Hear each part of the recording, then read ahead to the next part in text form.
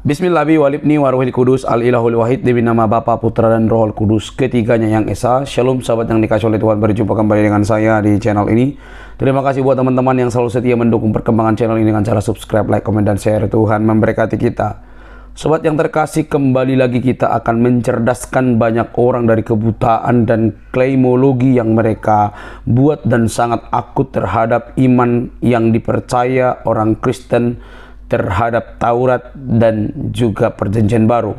Kita tahu bahwa Perjanjian Lama dan Perjanjian Baru itu satu runtutan yang sangat akurat dan saling berhubungan. Tetapi ada oknum tertentu, orang-orang tertentu yang masih ngeklaim bahkan memaksa argumentasinya bahwa apa yang dituliskan di dalam Perjanjian Lama, khususnya Taurat, itu merupakan bagian dari iman mereka. Ya kalau nggak memaksa dan lepas konteks, ya boleh-boleh saja, akhirnya dipaksakan begitu. Nah teman-teman, memang ketika berdebat dengan orang-orang seperti mereka ini tidak ada habis-habisnya. Tetapi itulah tujuan kita juga, untuk mencerdaskan orang banyak, bukan hanya untuk membantah setiap argumentasi mereka. Teman-teman, dengarkanlah debat berikut ini, jangan skip, semoga kita dicerdaskan. Ini dia teman-teman videonya.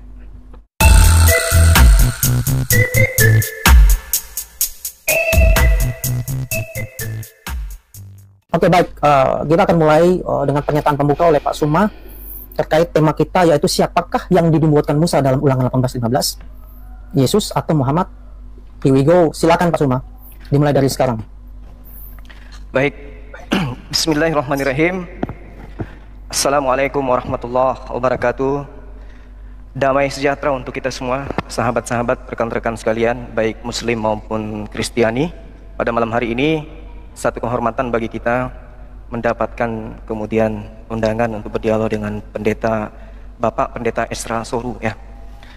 Tema yang kemudian dipilih oleh beliau terkait dengan ulangan, dalam hal ini Ulangan 18, di mana Tuhan menjanjikan akan datangnya seorang nabi yang sama seperti Nabi Musa alaihissalam. Saya memulai dengan membaca satu ayat di dalam Al-Quranul Karim, surah Ali Imran ayat 81. Bismillahirrahmanirrahim. Wa iz ahazallahu mitsaka nabiyyin lama ataitukum min kitab wa hikmah summa ja'akum rasulun musaddiqul lima ma'akum la tu'minunna bihi wa la tansurunna qala aqrartum wa akhadhtum ala dzalikum isri qalu aqrarna qala fashhadu wa ana ma'akum minasyahidin. Dan ingatlah ketika Allah mengambil perjanjian dari para nabi, Allah kemudian menjanjikan kepada para nabi akan datangnya seorang rasul yang membenarkan apa yang ada pada diri para nabi. Niscaya apakah kalian wahai para nabi akan sungguh-sungguh beriman kepada rasul tersebut dan akan menolongnya. Allah kemudian berfirman kepada para nabi, apakah kamu setuju dan menerima perjanjianku dengan kalian atas demikian itu? Mereka kemudian menjawab, kami setuju. Allah berfirman, kalau seperti itu maka bersaksilah kamu wahai para nabi dan aku menjadi saksi bersamamu. Jadi ini adalah janji agung, perjanjian agung para nabi di masa praeksistensi akan datangnya sosok nabi yang datang kemudian menjadi penutup dari nabi-nabi yang akan diutus oleh Allah. Kita masuk ke dalam materi terkait dengan apa yang menjadi cakupan daripada Ulangan 18. Kalau kita berbicara mengenai Ulangan 18 ini, tentu saja kemudian kita akan menemukan adanya satu keadaan bahwa di tengah-tengah Bani Israel yang dikatakan di sini, seorang nabi dari tengahmu di antara saudara-saudaramu sama seperti aku akan dibangkitkan bagimu oleh Tuhan Elohim, dialah yang harus kamu dengarkan. Jadi nabi ini harus didengarkan, nggak boleh nggak didengarkan. Tepat seperti yang kamu minta dahulu kepada Tuhan Elohim di Gunung Horeb pada hari perkumpulan dengan berkata, tidak mau aku mendengar lagi suara Tuhan Elohimku, dan api yang besar ini tidak mau aku melihatnya lagi, supaya jangan aku mati. Lalu berkatalah Tuhan kepadaku, apa yang dikatakan mereka itu baik. Seorang nabi akan kubangkitkan bagi mereka di antara saudara mereka seperti engkau ini. Aku akan menaruh firmanku dalam mulutnya. Jadi nabi ini akan mendapatkan kemudian firman Tuhan, di mana firman Tuhan ini akan ditaruh di mulutnya. Jadi kalau ada kemudian saudara mengatakan bahwa ada nabi sama seperti Musa, kalau Musa ada Torah, maka nabi itu pun harus memiliki kitab. di mana kitab ini harus 100% firman Tuhan yang disimpan di mulutnya. Nggak boleh ada tambahan dari pengarang, nggak boleh ada dikurangi kemudian, tetapi semua yang tertoreh di sini adalah firman Tuhan yang ditaruh di mulut Nabi tersebut. Dan ia akan mengatakan kepada mereka segala yang kuperintahkan kepadanya. Jadi Nabi ini bukan Tuhan, karena Nabi ini adalah duta. Nabi ini adalah utusan, wakil Tuhan di atas muka bumi untuk menyampaikan firman Tuhan kepada manusia. Jadi bukan Tuhan dia. Kemudian di data 19-nya dikatakan, orang yang tidak mendengarkan segala firmanku yang diucapkan Nabi itu demi namaku, dalam bahasa Ibrani bismi anoki. Jadi Nabi ini setiap kali ingin mengucapkan kemudian firman Elohim, diawali dengan pengucapan demi nama Tuhan tersebut. Jadi ketika kemudian ingin membacakan firman Tuhan, menurut Ulangan 18:19, orang yang tidak mendengarkan segala firmanku yang akan diucapkan Nabi itu demi namaku, daripadanya akan kutuntut pertanggungjawaban. Jadi orang ini diminta pertanggungjawaban kepada dia yang telah mendengarkan firman itu tapi tidak kemudian mendengarkan atau tidak mengikuti firman tersebut. Jadi Nabi ini tanda-tandanya, ciri-cirinya selalu mengatasnamakan Tuhan. Bismi anoki. Kalau dalam bahasa Arab, Bismillahirrahmanirrahim. Nah ini harus dimemenuhi syarat supaya bisa diketahui siapa dia. Kemudian di data 20-nya, tetapi seseorang yang terlalu berani untuk mengucapkan demi nama aku perkataan yang tidak kuperintahkan untuk dikatakan olehnya, atau yang berkata demi nama Tuhan lain, Nabi itu harus dibunuh. Jadi ini ada sangkut pautnya kemudian ucapan-ucapan orang yang bukan Nabi mengatasnamakan Tuhan, dan Nabi itu harus mati. Nabi di sini adalah orang yang mengaku menerima wahyu, orang yang mengaku mendapatkan penglihatan, orang yang mengaku mendapat bisikan roh kebenaran. Di data 21-nya diterangkan, jika sekiranya kamu berkata dalam hatimu, bagaimanakah kami mengetahui perkataan yang tidak difirmankan Tuhan? Tanda-tandanya, kata Ulangan 18:22, apabila seorang Nabi berkata demi nama Tuhan, perkataannya itu tidak terjadi dan tidak sampai, maka itulah perkataan yang tidak difirmankan Tuhan. Dengan terlalu berani Nabi itu telah mengatakannya, maka jangan gentar kepadanya. Jadi saudara-saudara Islam dan Kristen, di sini jelas ada frasa firmanku yang diucapkan Nabi itu demi namaku. Maksudnya adalah sebelum membacakan firman Tuhan yang diwahyukan, Nabi itu selalu membaca aku berlindung kepada Allah dari godaan syaitan yang terkutuk dengan menyebut nama Allah yang Maha Pengasih lagi Maha Penyayang. Jadi kemudian jelas di sini diterangkan bahwa Nabi ini akan mengucapkan sebuah perkataan di mana perkataan itu mengatasnamakan Tuhan, mengatasnamakan nama Tuhan, tidak bisa tidak. Nah, kalaupun kemudian yang dikatakan di sini adalah sebuah pernyataan bahwa Nabi itu sama seperti Musa, kalau dikatakan Nabi itu sama seperti Musa, maka semua aspek harus sama. Kalau tidak sama, jangan dianggap dialah yang memenuhi nubuatan tersebut. Semua unsur yang ada pada diri Musa itu harus sama seperti Nabi tersebut. Kalau tidak, maka itu hanya cocokologi saja. Karena ada beberapa aspek kemudian yang ada pada diri Musa, yang harus kemudian Musa ini bisa mendapatkan orang yang menubuatkan perkataan yang diilhamkan oleh Tuhan. Contoh misalnya, apakah Nabi Musa pernah membunuh? Nabi yang sama seperti Musa, wajib hukumnya pernah membunuh. Apakah Nabi Musa memiliki pengikut yang menyembah berhala ketika ia menjadi seorang nabi? Kalau dikatakan Nabi Musa kaumnya pernah menyembah berhala ketika ia menjadi nabi, maka nabi tersebut kudu wajib sama seperti Musa. Kalau kemudian Nabi Musa mengalahkan musuh-musuhnya pada saat dia kemudian menjadi nabi di tengah-tengah umatnya, menjadi pemenang pada masanya, maka nabi yang sama seperti Musa pun kudu wajib memenangkan peperangan. Jika Musa kemudian tidak memiliki pengikut yang berkhianat pada dirinya, maka nabi yang sama seperti dirinya pun wajib hukumnya tidak memiliki pengikut yang berkhianat kepadanya.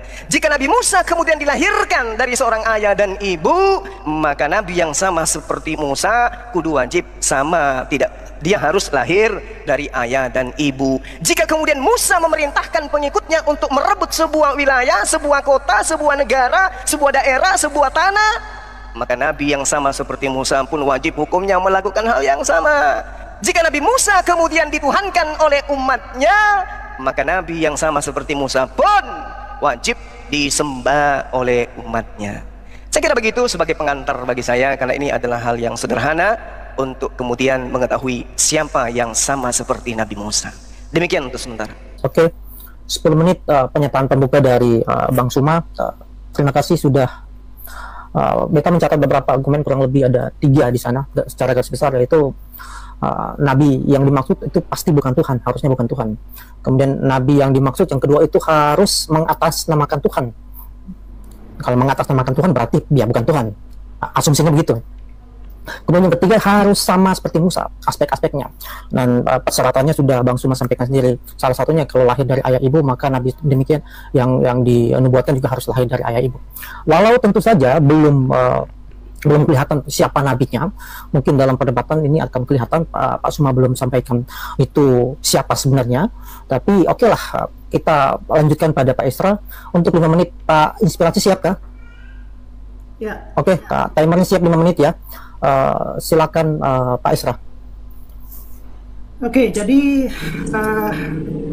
dari apa yang disampaikan ini belum dikatakan tentang siapa nabi yang dimaksudkan di sana.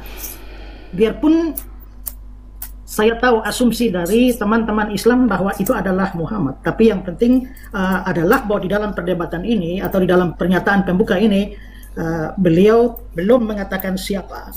Ya. Nah, sekarang saya mau menunjukkan bahwa seperti yang dipercaya oleh Kristen, bahwa kalau misalnya tadi belum dikatakan siapa nabi itu, saya mau menyatakan siapa nabi itu. Nah, saya percaya bahwa nabi itu merujuk kepada Yesus Kristus. Sebentar Pak Esra, sebentar, timer tolong di hold dulu. 5 menit sebenarnya, ini 10 menit tadi timer. Sebentar Pak Esra, kalau beta sih pikir itu red herring sih. Beta lebih berpikir Pak Esra menanggapi 3 poin yang beta sampaikan tadi di 3 poinnya, 3 argumennya Pak Suma. Kalau Pak Esra malah melompat menyebutkan siapa yang dinubuatkan dari ulangnya, itu malah tidak menyentuh poin-poinnya Pak Suma. Beta ingin Pak Esra langsung argu ke argumennya Pak Suma. Kalau itu menurut beta sih red herring. Ya, tapi kan debatnya kan tentang siapa. Betul, betul tentang siapa. Maksud beta. Tapi ini kalau Pak Esra membuat argumen yang baru, maka ini akan malah akan membuat argumen lain lagi. Jadi nanti Pak Suma akan sibuk untuk membantah Pak Esra lagi. Padahal Pak Esra harus membantah Pak Suma dulu di sini. Nanti kalau di babak berikut, misalnya Pak Esra pernyataan pembuka, boleh itu sampaikan itu pada siapa, misalnya pada Yesus, boleh. Nanti gilirannya Pak Suma yang akan membantah itu.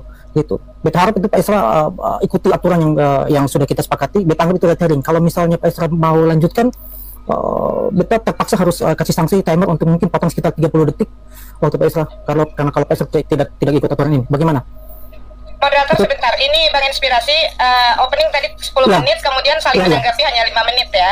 Bukan 10 menit lagi. Betul, ya, nanti kita lihat sini. Jadi pas 5 menit. Pak Esra, bagaimana bisa ikuti arahan beta? Kalau tidak, beta terpaksa harus kasih sanksi. Oke, jadi sekarang waktu saya sudah terpotong ya?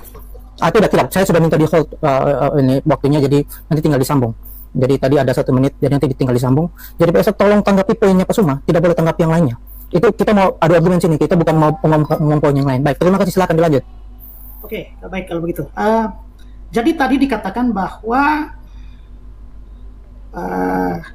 Nabi itu seperti Musa, dan Musa ada Tauratnya, maka Nabi itu harus ada kitabnya. Nah, masalahnya teks itu tidak mengatakan soal kitab, tapi soal firman ada di mulutnya.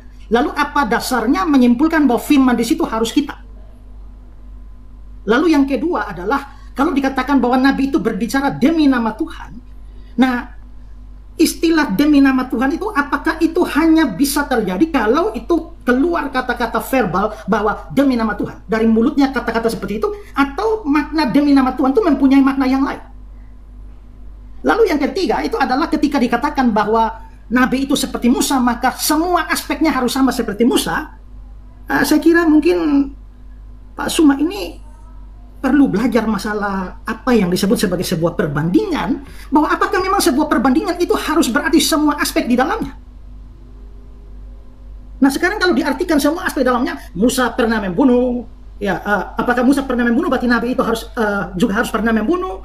Musa itu pengikutnya pernah menjadi penyembah berhala, itu berarti bahwa Nabi itu harus pengikutnya juga pernah menyembah berhala. Musa kalahkan musuh-musuhnya, dan karena itu Nabi itu harus mengalahkan musuh-musuhnya. Musa tidak punya pengikut yang berkhianat, maka Nabi itu juga harus tidak punya musuh yang berkhianat.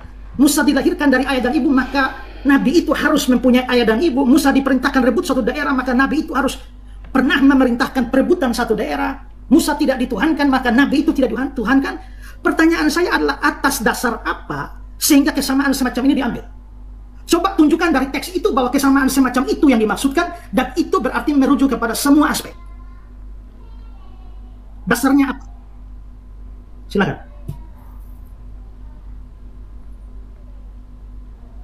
Sekarang waktunya masih 2 menit, masih mau lanjut. Tapi minta maaf, beta tadi list di poin soal sebelum pertandingan itu. Jadi ada poinnya PSR itu beta kehilangan, ada sesuatu yang harus beta ambil. Mohon diulang yang poin sebelumnya, sebelum terkait dengan pertandingan itu. Jadi soal demi nama Tuhan. Jadi tadi kan Suma berkata bahwa Nabi itu harus dari mulutnya buat apa-apa harus keluarkan kata-kata demi nama Tuhan, demi nama Tuhan. Pertanyaannya adalah bahwa apakah ketika dikatakan bahwa Nabi itu, ya kalau kita melihat di dalam teks itu bahwa Nabi itu melakukan atau berbicara demi nama Tuhan, apakah demi nama Tuhan itu harus sesuatu yang verbal dari mulut-mulut, kata-kata demi nama Tuhan atau demi nama Allah begitu? Ataukah kata demi nama Tuhan itu bisa mempunyai pengertian yang lain tanpa mengeluarkan kata itu, tetapi itu dilakukan demi nama Tuhan? Dan yang ketiga tadi adalah apa dasarnya bahwa kesamaan itu harus dalam semua aspek? Dan bagian mana di dalam teks itu yang menunjukkan kesamaan-kesamaan yang harus diambil, seperti yang Suma katakan bahwa misalnya Musa pernah membunuh, pengikutnya pernah menyembah berhala, daripada kalahkan musuh-musuh dan seterusnya. Itu dasarnya dari mana kesamaan itu diambil? Dan supaya maksudnya kita jangan membuat kesamaan sesuka hati kita sendiri. Jangan membuat kesamaan seenak kita sendiri. Apakah ada dukungan teks untuk kesamaan semacam itu? Silakan. Terkait dengan Nabi yang dimaksud bukan Tuhan tadi belum, Pak. Yang Nabi yang dimaksud pasti bukan Tuhan, itu Nabi yang dimaksudkan bukan Tuhan itu soal lain. Saya juga tidak mau bicara itu. Kita sekarang bicara soal Oke, baik. Oke, baik. Oke, tidak ada hal lain lagi? Cukup. Oke, cukup. Baik. Pasal from the mute. Baik, kita akan ke Pak Suma 5 menit. Pak Suma ada 2 poin yang Pak Esra sampaikan. Pertama terkait dengan harus mengatasnamakan Tuhan. Pertanyaannya Pak Esra, apakah harus verbal atau bisa juga tidak harus secara verbal harfiah, tapi bisa dimaksudkan demikian. Itu pertama. Yang kedua, kalau misalnya perbandingan ini mungkin bicara tentang analogi. Perbandingan, apakah perbandingan itu ataukah sifat analogi harus sama? Kalau harus sama, apa dasarnya? Kenapa demikian? Gitu. Itu yang menjadi pertanyaannya Pak Esra. Silakan Pak Suma 5 menit. Pak Inspirasi siap ya, 5 menit dimulai dari sekarang. Oke, baik. Nabi itu harus sama, wajib. Kan buatannya jelas. Nabi itu sama seperti Musa. Siapapun dia, siapapun yang sama itulah Nabi itu. Jadi kita tak perlu kemudian mencari, saya tidak mau membahas ini. Kenapa? Kenapa nggak mau membahas itu? Bukankah di situ sangat jelas diterangkan bahwa Tuhan akan mengangkat seorang Nabi yang sama seperti Musa, berhadapan Tuhan dengan Tuhan kemudian. Kalau Tuhan Nabi berhadapan muka dengan Tuhan, wajar. Yang masalah kalau Tuhan berhadapan muka dengan Tuhan, itu yang masalah. Jadi dalilnya ketika kita berbicara tentang ini, seorang Nabi dari tengah-tengahmu, dari saudara-saudaramu, yang sama seperti aku, Nabi Musa. Seperti apa sih? Apa Nabi Musa itu gambarannya seperti apa Nabi Musa? Kenapa harus sama seperti Musa? Jadi item-item yang tadi wajib sama seperti Musa. Saya tidak perlu menyebutkan siapa Nabi tersebut. Saya tidak perlu mengatakan bahwa itu adalah Nabi Muhammad SAW. Biarkanlah orang yang mendengarkan.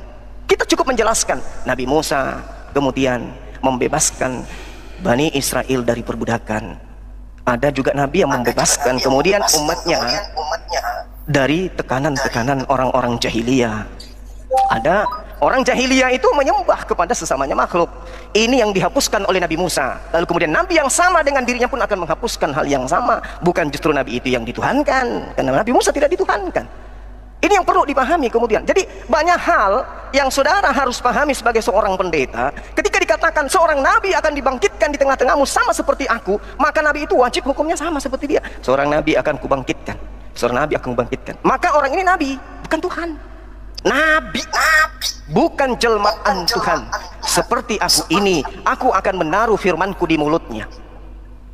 Oke, aku akan menaruh firmanku di mulutnya. Berarti dari mulut nabi tersebut, kalau dia punya pengikut, maka pengikutnya harus menghafalkan, menuliskan, menjabarkan, mengimani, melaksanakan apa yang kemudian menjadi ucapan mulut Nabi tersebut. Kenapa? Karena yang terlontar dari mulut tersebut adalah firman Allah. Jadi yang terlontar di dalam mulut Nabi tersebut adalah firman Allah. Maka yang menjadi cakupan pada kaumnya adalah apa yang terlontar dari mulut Nabi tersebut, bukan mulut orang-orang lain yang melakukan penelitian. Nah, ini yang perlu dipahami. Karena di situ jelas. Ada lagi? Oke, Pak Suma, mohon di hold sebentar, waktunya tolong ditahan. Tadi maksudnya Pak Esra adalah tolong diminta dasar bagaimana perbandingan itu harus sama semua? Apa dasarnya? Kenapa perbandingan harus sama semua? Perbandingan atau analogi itu harus sama. Misalnya antara saya dan Pak Suma kan bisa dianalogikan juga, sama-sama punya dua mata, dua gini. Tapi ada aspek yang tidak sama, itu disebut analogi. Nah, pertanyaan Pak Isra, kenapa analogi itu aspeknya semua harus sama? Kenapa, atau perbandingan itu kenapa semua aspek harus sama? Itu dasarnya apa? Itu yang diminta Pak Isra tadi itu. Itu mungkin bisa dielaborasi lebih jauh. Silakan. Karena Tuhan sendiri yang mengatakan, aku akan membangkitkan seorang nabi yang sama seperti engkau ini, Musa. 1. Aku akan menaruh firmanku di mulutnya. 2. Dia akan mengatakan segala yang kuperintahkan kepadanya. Berarti ada aspek hukum-hukum, aturan-aturan, perintah-perintah, ketentuan-ketentuan, ketetapan-ketetapan, selaksana sebuah hukum-hukum, seperti Nabi Musa kemudian mengajarkan syariat, perintah, ketentuan, ketetapan, hukum-hukum kepada Bani Israel umatnya. Maka Nabi yang sama seperti Musa, wajib hukumnya mengajarkan ketetapan, hukum-hukum, perintah-perintah Tuhan. 3 aspek ini yang harus dipenuhi, minimal. Jadi ketika mendengarkan kemudian kalam yang terlontar dari mulut Nabi tersebut, di data dalil selanjutnya dikatakan bahwasanya demi namaku. Berarti Nabi ketika sebelum mengucapkan kalam Allah, mengucapkan kemudian ucapan yang mengatasnamakan nama Allah. Bismi anuki, atas namaku, demi namaku. Dan ingat, nanti kita akan menguji ketika dalil-dalil itu. Dan seorang nabi yang mengucapkan perkataan yang tidak terpenuhi. Nah, nanti kita lihat siapa kata-kata yang selalu melenceng dan tidak terbukti. Itu kita bisa buktikan bahwa nabi yang ditunjuk oleh saudara Pak Isra tadi, ketika dia mengatakan di situ adalah Yesus, maka saya harap mulai malam ini yang mendengarkan ini jangan lagi menuhankan nabi. Tuhankanlah Tuhan yang mengutus nabi tersebut. Demikian. Oke, baik. Terima kasih Pak Suma. Jadi dikatakan Pak Isra, peringkat saja ada 2 poin di sana. Pertama soal menurut Pak Suma adalah ya harus sama. Jadi Pak Suma tetap konsisten bahwa semua aspek harus sama. Jadi karena semua aspek harus sama, maka agar konsisten, maka Pak Isra silakan tunjukkan kenapa tidak boleh sama, kenapa tidak boleh harus sama gitu. Dan tapi Pak Suma bilang harus sama gitu. Jadi perbandingan harus sama. Kalau tidak ya tidak bisa gitu. Itu yang pertama. Yang kedua, Pak Suma masih soal argumen bahwa Nabi itu pasti bukan Tuhan. Mungkin maksudnya begini Pak Isra, Nabi yang dimaksudkan Musa itu jelas dia bukan kalau Yesus maka tidak lagi cocok karena yang dimaksud adalah Nabi. Karena Yesus adalah Tuhan. Mungkin maksudnya Pak Suma gitu. Jadi mungkin Pak Isra bisa elaborasi 2 poin ini. Yang pertama soal perbandingan, yang kedua soal bukan Tuhan ini. Itu. Pak Isra sudah siap, 5 menit dimulai dari sekarang. Oke. Saya tidak persoalkan istilah sama seperti Musa. Memang teks itu mengatakan begitu. Yang saya persoalkan adalah apakah persamaan itu harus dalam segala hal. Tadi Suma mengangkat sejumlah persamaan itu kan. Persamaan itu ya seperti misalnya yang saya ulang lagi, bahwa Musa pernah membunuh, maka Nabi itu pasti harus pernah membunuh. Musa punya pengikut yang menyembah berhala, Nabi itu harus punya pengikut yang menyembah berhala. Musa pernah kalahkan musuh-musuhnya, Nabi itu juga harus begitu. Musa tidak punya pengikut yang berkhianat, Nabi itu harus begitu juga. Musa dilahirkan dari ayah dan ibu, Nabi itu harus begitu. Nah, persamaan yang diambil Suma itu begitu banyak dan daftar itu bisa diperpanjang dalam segala hal. Makanya pertanyaan saya adalah bahwa seperti Musa memang benar. Tapi apakah dasarnya mengambil semua persamaan itu? Ya, kalau kita belajar ilmu analogi, maka pada waktu kita bilang A seperti B, kita tidak mengatakan bahwa semua hal aspek dari A itu harus ada pada B. Kalau saya bicara dengan seseorang atau ngajar seseorang lalu dia bilang dia bodoh, saya bilang kamu ini seperti kerbau. Apakah saya bermaksud bahwa dia itu punya kaki 4, punya ekor, punya tanduk, memama biak dan sebagainya? Tidak. Hanya aspek tertentu di dalam kerbau yang seperti orang itu kan. Nah, makanya kalau memang kesamaan itu diambil dalam segala hal, saya tanya dasarnya apa, dasar dari dalam teks itu apa, sampai kesamaan itu harus mencakup segala macam hal. Itu pertama. Lalu yang kedua, ketika dipersoalkan tadi sudah 2 kali disebut bahwa Nabi itu bukan Tuhan. Nah, itu baru relevan, ya itu baru relevan ketika di dalam pemikiran teologis bahwa Nabi harus bukan Tuhan dan Tuhan itu bukan Nabi.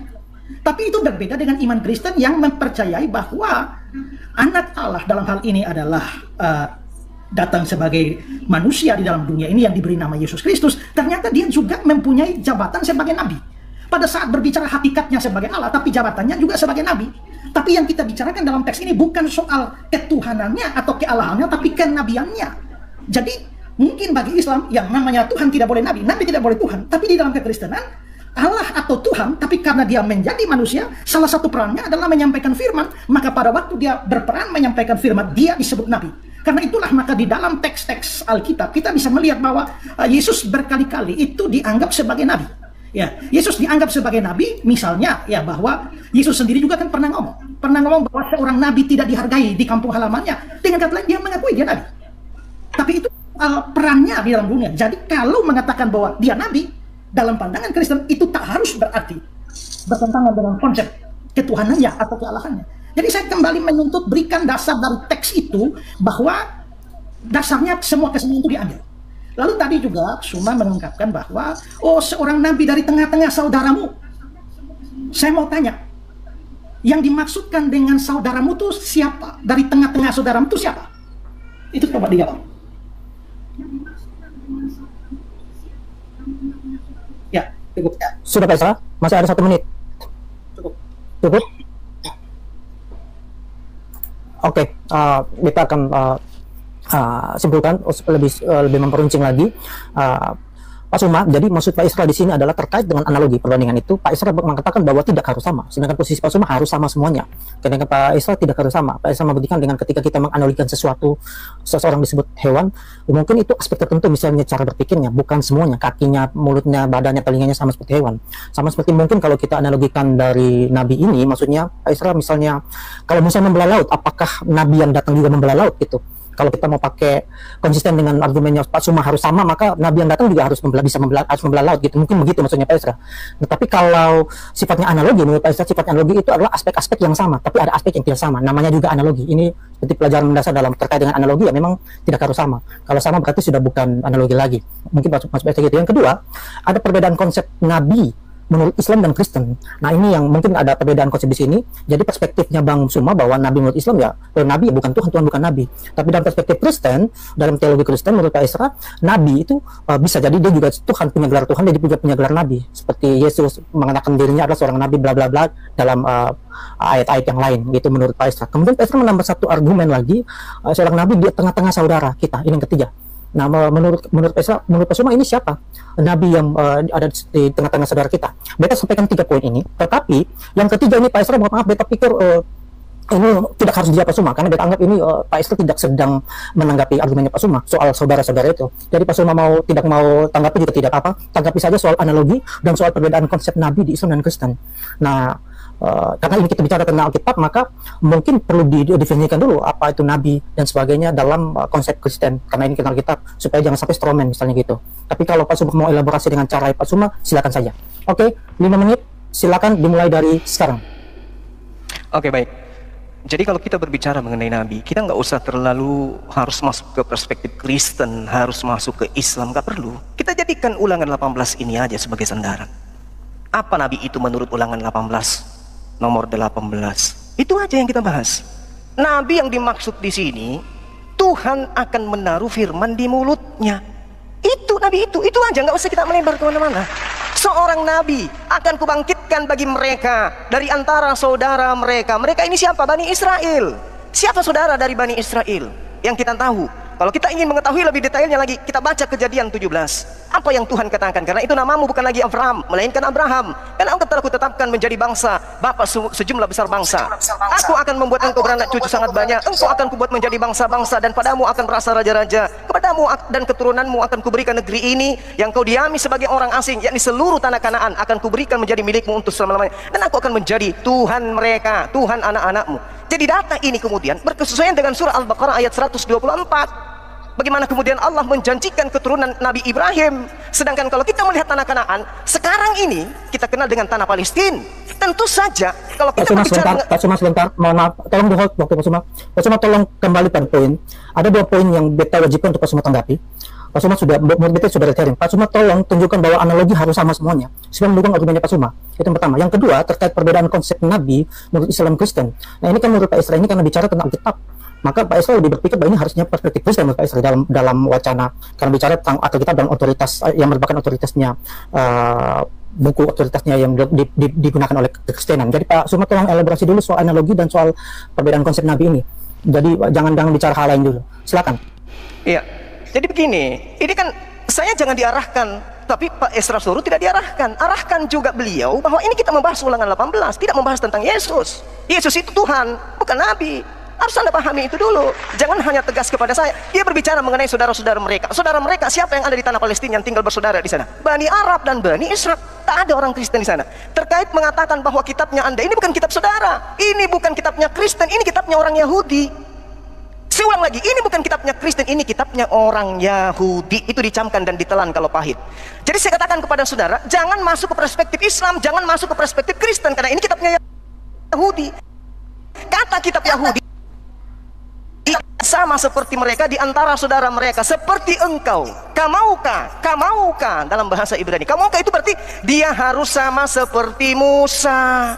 Tak boleh yang tidak sama seperti Musa, jangan dibawa-bawa ke sini. Jangan karena Yesus tidak sama seperti Musa, lalu kemudian Nabi Muhammad SAW sama seperti Musa, Anda kemudian menolak kesamaan-kesamaan. Kan perintahnya jelas.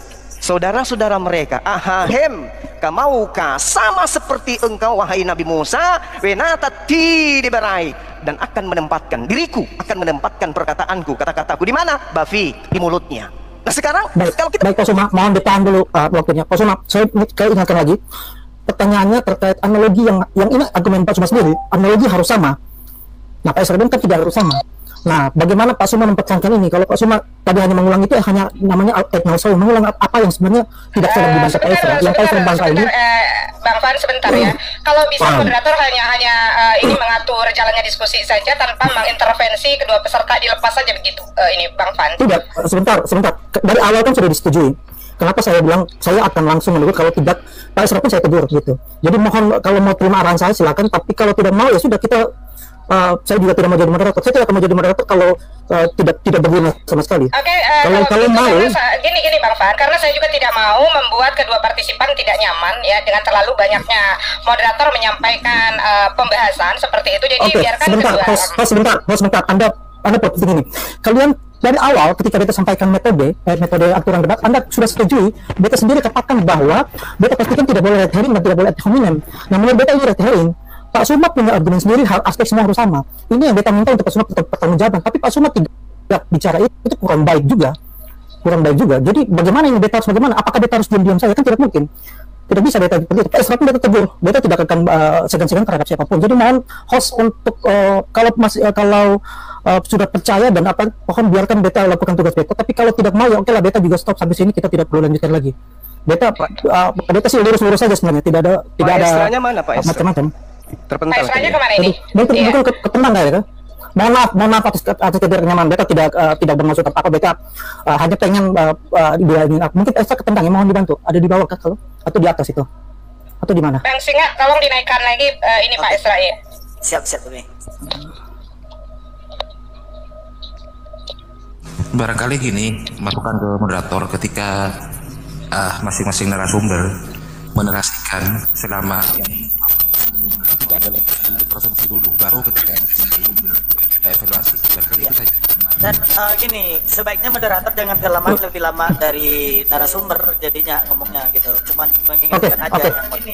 Oke, terima kasih atas masukannya. Beta akan tanggapi begini. Beta tanggapi pertama, kita sudah sepakati aturannya dan tidak ada yang apa. Kemudian yang kedua, ketika beta potong itu, beta minta waktu dihentikan, jadi tidak mengganggu waktunya peserta. Itu. Yang ketiga, beta pikir debat, kalau Anda mau berdebat dengan benar ya kita harus berdebat seperti ini. Tapi kalau Anda mau berdebat seperti yang biasanya, yang ada yang beta sering lihat, beta terus tidak tertarik dengan debat seperti itu. Beta pengen point on point. Jadi kalau memang point on point ya itu harus lakukan seperti itu, jangan kemana-mana. Jadi itulah maksud beta di awal. Sebentar Pak Suma, nanti Pak Suma bisa sambungin, saya jelaskan sedikit. Beta perlu tekankan di awal itu kita semua sudah setuju dengan aturan ini dan beta tidak melanggar aturan. Kalaupun beta melanggar aturan, silakan tunjukkan aturan mana di 6 poin yang beta sampaikan yang sudah sepakat di poin mana yang beta langgar. Kalau tidak ada, berarti keberatan itu tidak mendasar. Itu semua beta. Tapi oke lah, beta tidak sedang berusaha berdebat. Beta yang sampaikan secara apa adanya kepada teman-teman Muslim. Mohon maaf kalau misalnya ini mengganggu kenyamanan, tapi beta tidak bisa mengatakan tidak, karena inilah aturan yang sudah kita sepakati. Pak Esra pun beta tegur bahkan di awal beta tegur lebih duluan gitu, dan Pak Esra nurut. Jadi tapi kalau seperti ini bagaimana ini? Mohon solusinya. Sedikit silakan. Moderator gini. Silakan Pak Suma, silakan. Pak Esra bertanya, kenapa harus sama semua? Saya juga bertanya, kenapa harus tidak sama semua? Sementara dalilnya sama seperti Musa. Bukan dikatakan tidak sama Musa, tapi sama seperti Musa. Kenapa justru yang tidak samanya yang dikedepankan? Waktu lanjut, itu Pak Suma sedang berargumen. Waktu silakan lanjut, silakan. Oke, jadi kalau berbicara mengenai Nabi, itu kan perspektif Kristen, karena tak ada satupun Nabi yang diutus kepada Kristen. Itu catat dulu, ya. Kalau berbicara nabi di Islam, kata nabi ini adalah orang yang menerima wahyu. Tapi ini kan kita tidak membicara tentang Al-Quran, kita berbicara tentang kitabnya orang Yahudi. Maka harus berbicara perspektif Yahudi. Bilangan 12 nomor 6, firman Tuhan, dengarkan firmanku ini, jika seorang nabi, maka aku Tuhan menyatakan diriku kepadanya dalam penglihatan, aku berbicara dengan dia dalam mimpi. Maka nabi yang dirinya kepada nabi tersebut, sehingga yang dikatakan oleh nabi tersebut adalah ucapan-ucapan Tuhan yang terlontar dari mulutnya. Sebagaimana Nabi Musa kemudian menerima kitab Torah dengan rentetan penjelasan hukum-hukum Tuhan, tidak memiliki sebuah kitab di mana kitab ini adalah himpunan dari semua firman Tuhan yang ditaruh di mulut Nabi tersebut. Jangan dipaksakan, harus sama seperti Musa. Nabi ini harus sama seperti Nabi Musa. Sekali lagi, maka kalau ada Nabi yang tidak sama seperti Musa, Tuhan juga mengatakan, tetapi seorang Nabi akan untuk dikatakan olehnya atau berkata demi nama Tuhan lain, Nabi itu harus dibunuh. Yohanes 3 atau Lukas 24 nomor 44 sampai 46, Yesus berkata, ada tulis tentang aku di dalam Taurat bahwa Mesias, tapi itu tidak ada di Taurat. Artinya Yesuslah kena terhadap dalil Ulangan 18:20 ini. Silakan. Baik, terima kasih Pak Suma. Pak Esra, ada dua argumen Pak Suma. Yang pertama ya, kalau menurut Pak Suma, kalau misalnya menurut Pak Esra tidak harus sama, keharusan dari mana tidak harus sama? Kan Pak Esra juga menanyakan keharusan mana harus sama. Jadi menurut Pak Suma juga keharusan dari mana tidak harus sama. Jadi Pak Esra tolong elaborasi ini dan jangan bicara hal yang lainnya. Yang kedua, menurut Pak Suma ini beta kurang paham maksudnya, tapi mungkin Pak Esra bisa silakan sampaikan tangkap. Menurutnya Pak Suma ini dari perspektif Yahudi, jangan dari perspektif Kristen maupun Islam. Beta kurang tangkap maksud seperti apa. Tetapi Pak Esra silakan tanggapi ini dengan perspektifnya Pak Esra. Silakan. 5 menit dimulai dari sekarang. Ini terkait dengan perspektif Islam Kristen itu maksudnya kan begini, bahwa kalau tentu saja kalau menurut seperti kan tadi dibilang itu Nabi itu bukan Tuhan, memang kita tidak membicarakan Tuhan di situ, kita membicarakan Nabi. Tapi kan ya tentu saja dengan mengatakan bahwa Nabi itu bukan Tuhan nanti untuk menganulir Yesus. Makanya di situ saya katakan bahwa ada perbedaan konsep, bahwa di dalam Islam itu ya Nabi bukan Tuhan. Tapi karena Kristen percaya inkarnasi, maka di satu sisi dia bisa disebut Nabi, di sisi lain dia bisa disebut Tuhan. Jadi apa yang saya katakan itu untuk mematahkan bahwa Nabi itu karena dia salah satu kemiripannya dengan Musa, dia bukan Tuhan. Jadi akhirnya itu menganulir kesimpulan Kristen. Tidak, karena saya juga tidak mau peduli. Kita lihat saja di situ itu Nabi, dan memang Yesus juga disebut Nabi selain dia disebut Tuhan. Karena itu tetap relevan membahas kenabian di situ. Nah, lalu yang berikut itu adalah tadi kan dikatakan, lagi-lagi saya kira Suma ini tidak menjawab apa pertanyaan. Saya sudah berikan tadi bahwa di dalam analogi itu tidak bisa segala hal itu disamakan. Ya, nah makanya seperti tadi tuh ya, dibilang kalau segala hal itu diambil kesamaan Musa seperti Musa. Nah itu seperti memang teksnya, saya juga tahu teksnya mengatakan seperti Musa, tapi dalam aspek apa? Dan apa dasar mengambil aspek itu? Kalau mau menyamakan seluruh hal itu, ya tadi secara implisit kan Suma mau mengatakan itu Muhammad. Tapi kalau memang semua hal ya, Musa pernah bela laut, kapan Muhammad pernah bela laut? Musa terima 2 loh batu, kapan Muhammad terima 2 loh batu? Musa bikin korban Paskah, kapan Muhammad bikin korban Paskah? Musa bikin 10 tulah, kapan Muhammad bikin mujizat 10 tulah? Maka kalau kita mau bikin daftar begitu, maka kita bisa bikin daftar sebanyak-banyaknya kemiripan, katakanlah Muhammad dengan Musa, tapi ada lebih, bisa kita daftarkan lebih banyak perbedaan. Hal yang sama bisa berlaku bagi Yesus. Itu berarti bahwa secara analogi, konteks di dalam teks itu yang harus menunjukkan kepada kita persamaan macam apa yang diambil. Makanya tadi saya tanya, coba tunjukkan dari teks itu bahwa persamaan itu mencakup seluruh persamaan seperti yang Suma bilang tadi, seperti masalah membunuh lah, masalah mengalahkan musuh lah, pengikut yang berkhianat dilahirkan dari ayah dan ibu. Nah kalau seperti itu kan akhirnya menjadi meluas terhadap segala macam kesamaan. Maka kalau saya ditanya misalnya, lah kenapa tidak semua? Ya saya bisa jawab. Saya bisa jawab itu, tapi sekarang kan giliran saya yang bertanya, mengapa harus semua itu dijawab dulu? Kalau itu tuntas baru saya akan memberi jawab mengapa tidak semua kesamaan. Tapi itu kan belum dijawab juga dari tadi. Pak Esra, maaf beta potong. Pak Esra, mohon beta pikir gini, dijawab saja kenapa tidak harus sama? Tidak harus sama semuanya. Tolong dilanjutkan saja itu pertanyaannya Pak Suma. Tolong dijawab. Oke, tidak harus sama ini pertama karena memang secara ilmu analogia pada waktu penggunaan kata seperti di antara dua hal atau dua pihak, maka secara logis orang tidak pernah berpikir bahwa itu adalah kesamaan dalam segala hal. Pada waktu ya misalnya orang percaya, orang Kristen disebut sebagai domba, Yesus menyebut sebagai domba-dombaku, kita tidak bisa mencari segala macam hal yang ada di dalam domba disamakan dengan orang Kristen. Kalau begitu itu domba binatang, orang Kristen bukan binatang. Kan tidak bisa. Jadi dasar pertama tidak boleh semua persamaan. Itu adalah dasar logika dalam ilmu analogia. Itu pertama. Kedua, konteks harus menunjukkan. Kalau pada waktu dikatakan bahwa seorang nabi seperti Musa, maka konteks itu yang harus menentukan sepertinya dalam hal apa. Tidak bisa tiba-tiba tahu-tahu lari ke pembunuhan lah, lari ke punya ayah ibu lah, lari ke segala macam hal, mengalahkan musuh-musuh lah, perintahkan rebut daerah lah. Tidak bisa. Lihat dari dalam teks konteksnya apa. Nah, sekarang saya akan menunjukkan ya konteksnya ya. Kalau kita lihat pembicaraan tentang nabi yang seperti Musa itu, ya kan langsung di ayat 20 sampai 22 itu kan dia langsung bicara kontras dengan halo? Lanjut. Ya, dengan nabi-nabi palsu di ayat 20 sampai 22. Nah, kalau kita melihat konteks itu, waktu habis. Waktunya habis. Nanti baru saya buktikan konteks ini. Oke. Itu tadi juga mungkin berpotensi teori, betul atau gue cuma dipikir waktu habis, jadi sudah. Mohon dicukupkan. Oke, silakan Pak Suma, mohon difokus pada poinnya terkait dengan analogi dan hal-hal yang Pak Isra sudah sampaikan. Silakan. Iya. Jadi saya hanya berfokus kepada dalil ya, bukan kepada asumsi. Yang pertama, saudara, Esra Soru mengatakan bagi Kristen nabi itu bisa disebut Tuhan. Ini sudah menyalahi dalil. Karena nabi yang dimaksud di situ tidak sama seperti Tuhan, tapi nabi yang disebut di situ sama seperti nabi. Catat itu, Bung. Kemudian, ketika Anda mengatakan tidak sama dengan Kristen, kenapa? Karena Yesus itu memang Tuhan bagi kalian. Kolose 2 nomor 9, Filipi 2 6 sampai 8. Yesus itu Tuhan, bukan nabi itu. Yesus itu Tuhan bagi Kristen. Nabi hanya dianggap sebagai ya gelar saja. Lalu kemudian ketika saudara mengatakan bahwa tidak harus sama, ya memang harus Anda mempertahankan itu. Kenapa? Karena Yesus tidak sama seperti Musa. Memang harus Anda pertahankan itu, saudara Esra. Nah, sekarang kita lihat nabi yang sama seperti Musa. Nabi Musa alaihissalam dan juga Nabi Muhammad berjuang menundukkan kemudian segala kekuatan-kekuatan yang menghalangi misi mereka. Dua-duanya sama dalam hal ini. Mau dengan mujizat apapun, ya itu intinya mereka berdua menundukkan semua musuh-musuh yang ada di depan mereka. Sama. Yesus gimana? Tak bisa.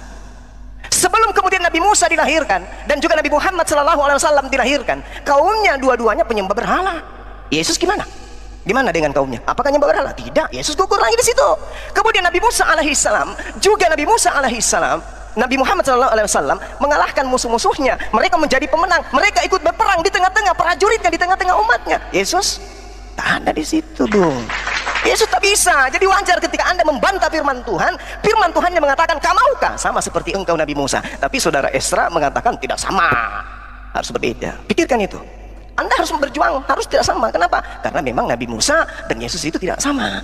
Kemudian Nabi Musa alaihissalam dan juga kemudian baginda Rasul Muhammad SAW, Nabi Musa menyelamatkan umatnya dari kekejaman Fir'aun dan bangsa Mesir, serta melakukan kemudian hijrah dari Mesir ke negeri lain, yaitu Madian, atau menghindari serangan-serangan Fir'aun. Nah, Nabi Muhammad SAW juga membebaskan kaumnya dari penganiayaan kaum Quraisy. Umatnya dibebaskan dari penganiayaan kaum Quraisy, melakukan hijrah dari Mekah ke Madinah. Yesus ada, Yesus melakukan itu. Jadi dari aspek mana dia mau sama? Nggak akan pernah bisa. Makanya saudara saya, saudara Esra, bertahan, harus tidak sama, menyalahi firman Tuhan. Lalu kemudian Nabi Musa alaihissalam dan pengikutnya diutus oleh Nabi Musa untuk kemudian mengirimkan kekuatan merebut Palestina dan Syria. Baginda Rasulullah Muhammad SAW, alhamdulillah, juga memerintahkan kemudian pengikutnya untuk membebaskan tanah Palestina dan juga apa yang menjadi tanah Syria. Itu diajarkan kemudian. Yesus tak bisa dia.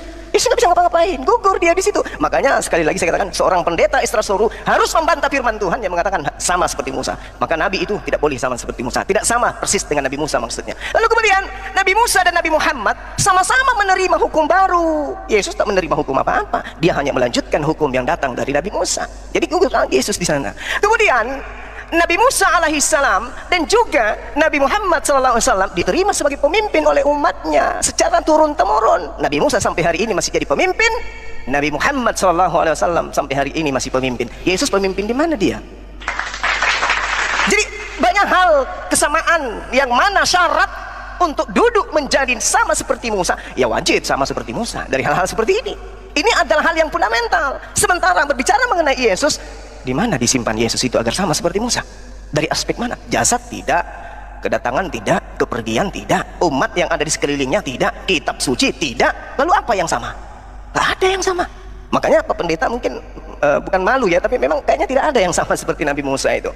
Ya, saya kira begitu ya, Saudara Pendeta Estra Soru, karena saudara membahas tentang Ulangan 18, tapi saya sedikit pun tidak bisa melihat ada kesamaan antara Yesus. Terakhir, Nabi Musa menerima tanda kenabian di Gunung Herop, ya, di Tursina. Nabi Muhammad menerima juga di dalam Gua Hira, sama seperti Nabi Musa. Oke, baik. Terima kasih Pak Suma. Ini sesi di babak ini yang terakhir Pak Estra. Silakan Pak Estra, ini yang terakhir sebelum kita masuk babak kedua. Silakan. Oke, soal masalah Nabi dan Tuhan tadi, tujuan saya menggunakan omongan itu bukan apa-apa, karena sebenarnya kalau bicara Nabi kan juga orang Kristen percaya Yesus juga Nabi masalahnya. Matius 21, 10, 11, ya, orang-orang menyahut dia, inilah Nabi Yesus dari Nazaret di Galilea. Di Lukas 7 ayat 16, semua orang ketakutan dan memuliakan Allah dan berkata, seorang Nabi besar telah muncul di tengah-tengah kita. Yesus sendiri bilang, ya, seorang nabi dihormati di mana-mana kecuali di tempat asalnya sendiri dan di rumahnya, dan konteksnya karena penolakan kepada dia. Jadi sebenarnya kecuali orang Kristen bilang Yesus adalah Tuhan dan bukan nabi, itu jadi soal. Tapi persoalannya adalah bahwa ada ayat-ayat dan kekristenan percaya bahwa Yesus juga nabi. Maka kalau bicara tentang nabi dalam Ulangan pasal 18 tetap relevan dengan Yesus karena dia nabi. Nah, berikut adalah tadi Suma mengatakan bahwa saya berusaha menolak kesamaan. Saudara semua dengar, apakah saya memang menolak kesamaan? No. Saya menerima kesamaan. Yang saya persoalkan adalah kesamaan dalam hal apa. Tadi saya bicara soal ilmu analogia, tapi kan dia tidak ngomong apa-apa tentang hal itu. Ya, apakah A seperti B itu berarti dalam segala hal? Itu berarti poin saya, bukan saya menolak kesamaan, tapi saya menolak kesamaan dalam segala aspek. Itu berarti saya menerima kesamaan, tapi kesamaan pada aspek-aspek tertentu, dan aspek-aspek tertentu itulah yang harus dibuktikan dari dalam teks. Nah, pada saat Suma mengangkat segala macam kesamaan lagi apa segala macam tuh, itu ya kembali lagi diangkat sesuatu yang tadi saya katakan. Dasarnya apa mengangkat seluruh kesamaan itu? Ya. Nah, justru seperti saya bilang, kalau mau mengangkat segala kesamaan, maka kita bertanya, Musa membelah laut, Muhammad pernah belah laut atau tidak? Musa pernah bikin 10 tulah, banyak mujizat. Muhammad pernah bikin 1 mujizat atau tidak? Atau sebanyak Musa atau tidak? Musa pernah bikin korban Paskah, Muhammad ya atau tidak? Dan saya bisa perpanjang segala macam daftar yang Musa bikin dan Muhammad tidak bikin. Makanya saya pertanyakan itu adalah dasar apa itu semua kesamaan, ya? Nah, harus diingat lagi dalam konteks kitab Ulangan, ketika Musa berbicara seperti itu, nanti di ujungnya, ya, di ujungnya ketika Musa sudah mati, ya, lalu muncul teks Ulangan 34 ayat yang ke-10 sampai 12. Seperti Musa yang dikenal Tuhan berhadapan muka, tidak ada lagi nabi yang bangkit dari antara orang Israel. Dalam segala tanda dan mujizat yang dilakukan atas perintah Tuhan di tanah Mesir, terhadap Firaun, terhadap semua pegawainya, dan dalam hal segala perbuatan kekuasaan dan kedahsyatan besar yang dilakukan Musa di depan seluruh orang Israel. Ayat 10 yang berkatakan, seperti Musa, tidak ada yang dikenal di hadapan Tuhan. Tidak ada nabi yang bangkit. Dengan ciri apa? Dengan ciri mujizat. Jadi salah satu ciri, justru saya membuktikan dari dalam teks bahwa salah satu kesamaan seperti Musa, menurut Ulangan 34 ayat 10 itu adalah tanda-tanda dan mujizat. Maka pertanyaannya, Muhammad bikin mujizat apa? Ya. Lalu kalau kita juga melihat lagi bahwa tadi persoalannya adalah kalau itu Muhammad kan jadi aneh bahwa Nabi itu akan berasal dari saudara-saudaramu. Dan tadi saya kira ada penjelasan yang tidak selesai dari Suma, itu adalah dia mulai lari ke Abraham, nanti lari ke Ismail, lalu turun bangsa Arab. Memangnya Ismail itu saudaranya Israel? Saudaranya Israel itu, Israel kalau dilihat secara pribadi itu Yakub. Saudaranya Esau, Bani Edom. Kalau Ismail itu terlalu ke atas, nah itu namanya exegesis dari orang yang tidak mengerti hermeneutika Alkitab sehingga dipaksakan seperti itu. Ya. Lalu kalau kita bisa melihat juga bahwa Nabi itu, kalau dikatakan tentang Nabi itu dia berbicara demi nama Yahweh. Di situ kata Tuhan besar itu YHWH, Yod-He-Waw-He, Yahweh Allah Israel. Tuhannya orang Israel. Lalu setelah itu langsung dibicarakan tentang nabi-nabi palsu. Pertanyaannya adalah bahwa kapan Muhammad pernah berbicara demi nama Yahweh Tuhannya Israel? Tidak ada. Kalau tidak ada, maka justru apa yang dikatakan di sana bahwa berbicara konteksnya nabi palsu, maka justru kalau Muhammad mau dipaksa waktunya. Oke, Pak Isra, sudah selesai. Oke, sudah selesai. Oke, baik. Terima kasih semuanya. Kita memberi aplaus masing-masing dari rumah terhadap kedua pendebat. Babak pertama sudah selesai. Kita akan masuk babak yang kedua. Kedua pendebat sudah siap atau masih mau minum dulu? Mau minum silakan. Oke, baik. Kita akan mulai. Pak Isra siap, Pak Suma siap. Oke, kalau tidak ada apa berarti sudah siap. Oke, kita masuk. Izin 1 menit. Oke, silakan. Saya sudah mulai ya. Pak Isra sudah. Oke. Silakan timer siap. Dimulai Pak Isra siap ya. Dimulai dari sekarang. Oke. Kita melihat ke dalam teks itu, Ulangan 18-15. Seorang nabi dari tengah-tengahmu, dari antara saudara-saudaramu. Dan ayat 18. Dari antara saudara mereka. Maka identitas nabi ini penting, yaitu dia berasal dari tengah-tengah saudara-saudaramu. Nah, pertanyaannya adalah, apa yang dimaksudnya dengan dari tengah-tengahmu, dari saudara-saudaramu? Nah, di sini konteks itu harus menentukan. Nah, saya kira mungkin Suma ini tidak terbiasa belajar Alkitab dengan konteks, ganya cuma ayat aja.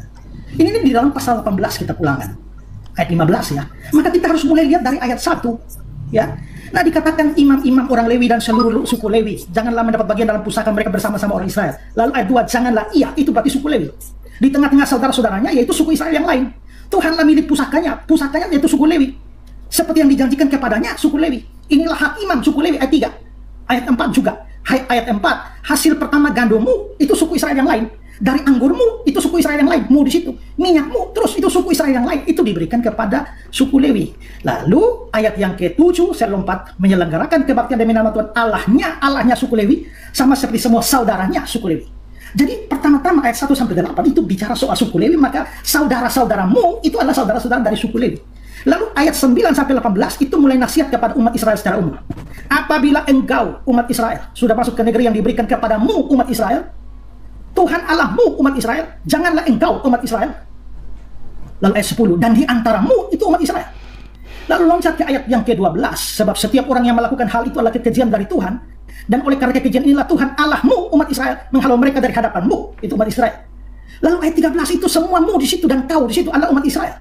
Maka muncullah ayat 15, seorang nabi dari tengah-tengahmu, itu dari tengah-tengah umat Israel, bukan dari orang Arab, dari antara saudara-saudaramu, itu Israel. Lalu dari ayat yang ke-18, seorang nabi akan kubangkitkan bagi mereka, bagi umat Israel, di antara mereka umat Israel seperti engkau. Dia akan mengatakan kepada mereka umat Israel segala yang kuperintahkan padamu. Nah, itu berarti bahwa frase dari tengah-tengahmu dan dari antara saudara-saudaramu itu tidak bisa di luar dari 12 suku Israel. Bagaimana larinya loncatnya sampai ke Abraham, lalu Ismail, lalu turun bangsa Arab, itu terlalu jauh. Nabi ini harus dari kalangan orang Israel dan bicara untuk umat Israel. Muhammad bukan nabi dari kalangan Israel dan tidak bicara secara khusus untuk orang Israel. Ya, begitu juga dari antara saudara-saudaramu, itu frase yang umum di dalam kitab-kitab Taurat. Imamat 10 ayat 6, Imamat 25 ayat 26, juga Hakim-Hakim 20 ayat 13. Dan kalau kita bicara konteks yang lebih dekat, Ulangan 17 ayat 15. Ini soal pemilihan raja. Maka hanyalah raja yang dipilih Tuhan Allahmu yang harus kau angkat atasmu dari tengah-tengah saudaramu. Jadi rajanya itu harus dari tengah-tengah saudaramu. Siapa?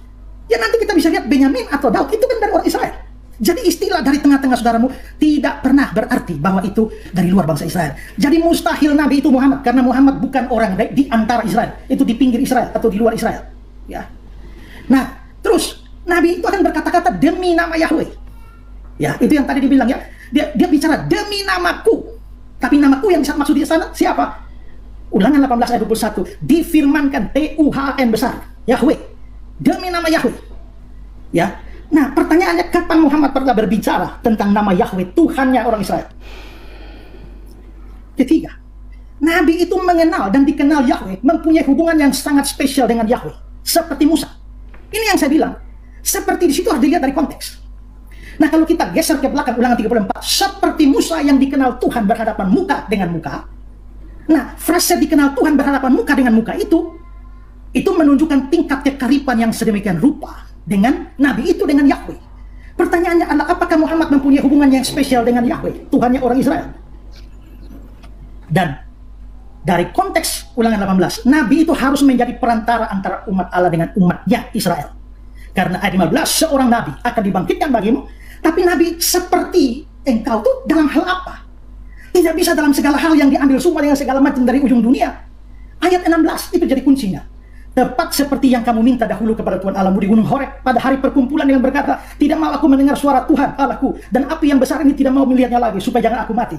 Lalu berkatalah Tuhan kepadaku, apa yang mereka katakan itu baik. Seorang nabi kubangkitkan bagi mereka. Berarti nabi itu, ini kan orang Israel takut ketemu Tuhan di Gunung Horeb, lalu minta supaya jangan Tuhan ngomong langsung. Ada perantaranya, yaitu Musa. Maka janji tentang nabi itu akan nabi yang akan berfungsi sebagai perantara antara Tuhan dan umatnya Israel. Jadi kesamaan itu adalah kesamaan dalam keperantaraan itu. Itu konteksnya. Jadi kita bisa diambil segala macam jurusan. Pertanyaannya, kapan Muhammad dikatakan sebagai perantara antara Allah, Yahweh, dan umat Israel? Masih dalam hal yang sama yang seperti saya singgung tadi, seperti Musa. Lalu ayat 11-nya, dalam segala hal tanda dan mujizat yang dilakukan. Maka pertanyaannya, kapan Muhammad pernah bikin mujizat? Dan kalau dia pernah bikin mujizat, apakah mujizat itu di depan orang Israel? Dan apakah mujizat itu sebanyak yang dilakukan Musa? Maka kesimpulan itu saya adalah bahwa pasti bukan Muhammad yang dijanjikan di sana. Muhammad tidak memenuhi persyaratan sebagai nabi istimewa itu. Karena itu penafsiran yang mengatakan bahwa Musa menubuatkan datangnya Muhammad itu penafsiran yang sifatnya eisegesis. Eisegesis itu adalah memasukkan konsep ke dalam teks, padahal teks tidak mengatakan itu. Itu menunjukkan kebutaan dalam hermeneutik Alkitab. Saya percaya nabi itu adalah Yesus. Karena apa? Seperti saya tunjukkan tadi, ayat-ayat itu sudah menunjukkan bahwa Yesus memang adalah nabi. Jadi bahwa orang Kristen percaya dia Tuhan, kita tidak punya kendala dengan dia adalah nabi. Karena memang dia juga adalah nabi. Dan Yesus memenuhi ciri dari nabi itu. Karena apa? Cirinya dia berasal dari kalangan Israel. Dan Ibrani 7 ayat 14 itu mengatakan Tuhan kita berasal dari suku Yehuda. Di Wahyu 5 ayat 5 dikatakan dia singa dari suku Yehuda. Berarti dia ada dari tengah-tengah Israel. Dalam poin ini saja, Yesus masuk dari kalangan Israel. Muhammad lewat, keluar. Yesus berbicara atas nama Yahweh, Tuhannya orang Israel. Aku menaruh firmanku dalam mulutnya. Dia akan mengatakan kepada mereka segala yang kuperintahkan kepadanya. Dan bukankah Yesus juga mengatakan bahwa Yohanes 12 ayat 49, Bapa yang mengutus aku, dialah yang memerintahkan aku untuk mengatakan apa yang harus aku katakan dan aku sampaikan. Yohanes 3:32, dia memberi kesaksian tentang apa yang dilihatnya dan yang didengarnya. Yohanes 5 ayat 30, aku tidak menuruti kehendakku sendiri, melainkan kehendak dia yang mengutus aku. Yohanes 8 ayat 26, apa yang kudengar daripadanya itu yang kukatakan. Jadi betul-betul persis seperti nubuat Nabi di Ulangan 18 itu. Berikutnya, Yesus punya hubungan spesial dengan Yahweh. Seperti Bapa mengenal aku mengenal Bapa. Yohanes 10:15. Aku dan Bapa satu. Yohanes 10:30. Tidak seorang pun mengenal anak selain Bapa, dan tidak seorang pun mengenal Bapa selain anak. Yohanes 11 ayat yang 27. Dan Yesus memang menjadi perantara umat. Tidak ada seorang pun yang dapat datang kepada Bapa kalau tidak melalui aku. Seperti Musa diminta untuk menjadi perantara antara umatnya dengan Allah. Sesuai konteks Ulangan 18 ayat 16. Musa jadi perantara. Seperti Musa itulah dalam hal keperantaraan. Yesus menjadi perantara. Yohanes 14 ayat 6, tidak seorang pun dapat datang kepada Bapa kalau tidak melalui aku.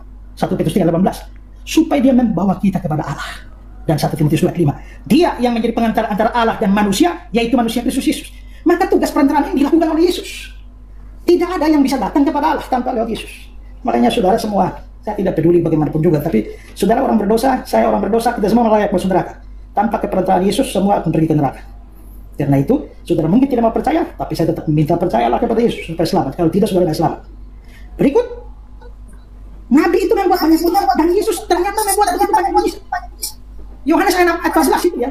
Kalau kita lihat, begitu melihat mujizat, orang langsung percaya dia Nabi akan datang. Yohanes 14.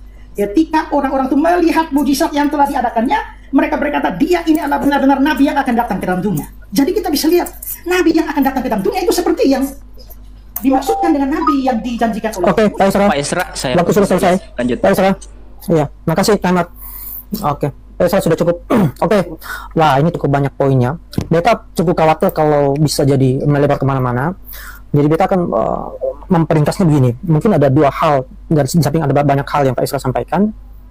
Pertama adalah argumen Pak Isra terkait di tengah-tengah saudaramu. Yang dimaksud adalah ya saudara-saudara suku Lewi dari suku Israel, bukan suku Arab. Itu menurut Pak Isra, menurut konteks itu bukan dari suku Arab. Jadi mustahil itu Muhammad, dia harus pada orang dari dalam suku Israel.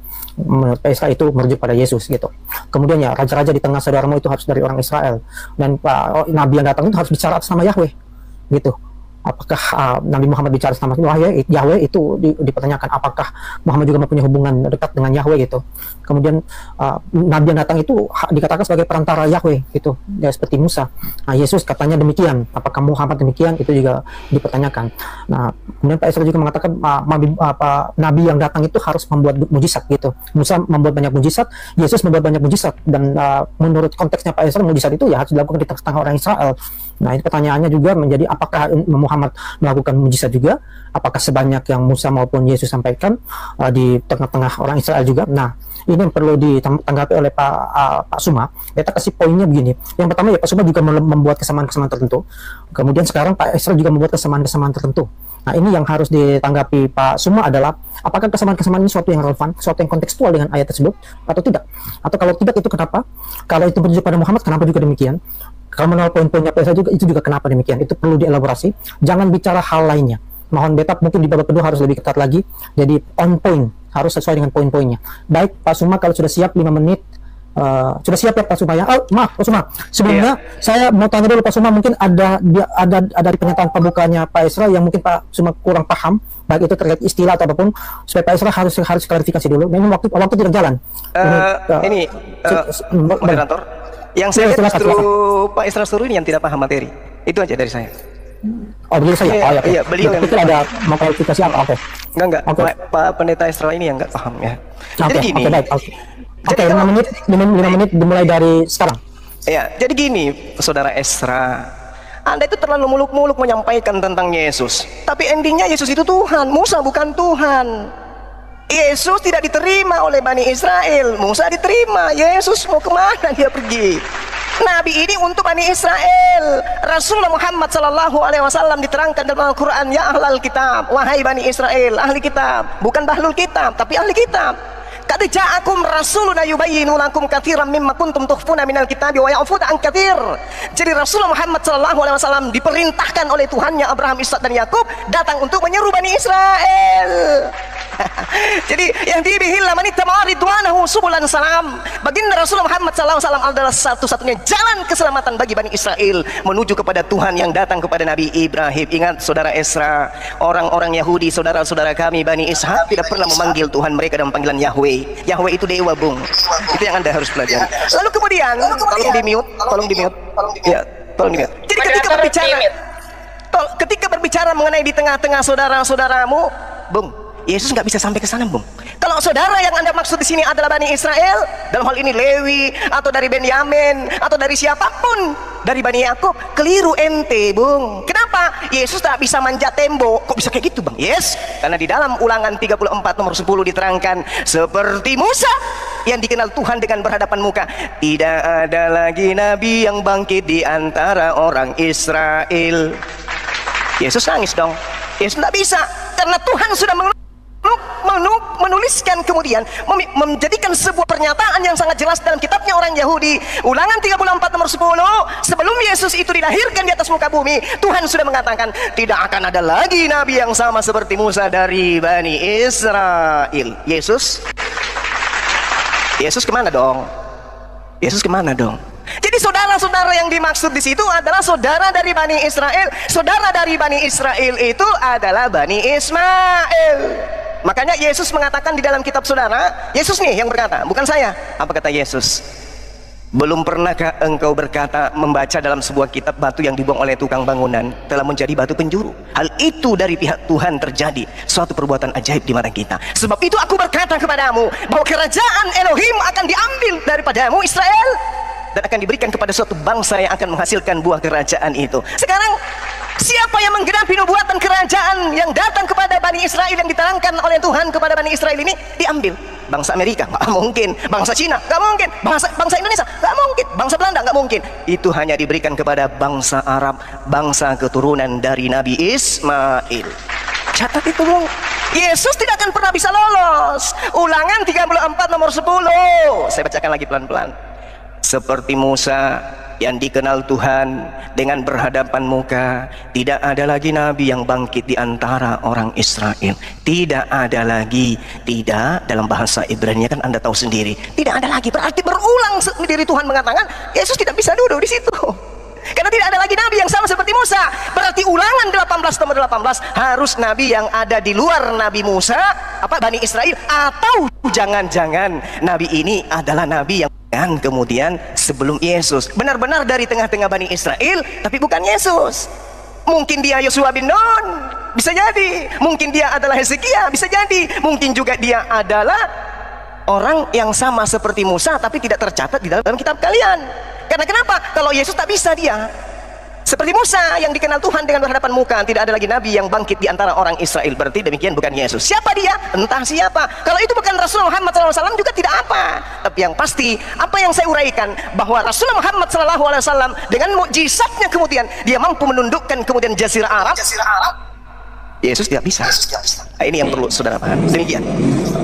Moderator, tolong dijelaskan pertama tadi itu 10 menit dengan 5 menit biar viewers di bawah dapat edukasi. Terima kasih. Oh iya, maaf, untuk teman-teman itu 10 menit itu di pernyataan pembuka, tapi di bagian sanggahan saling balas itu 5 menit saja gitu.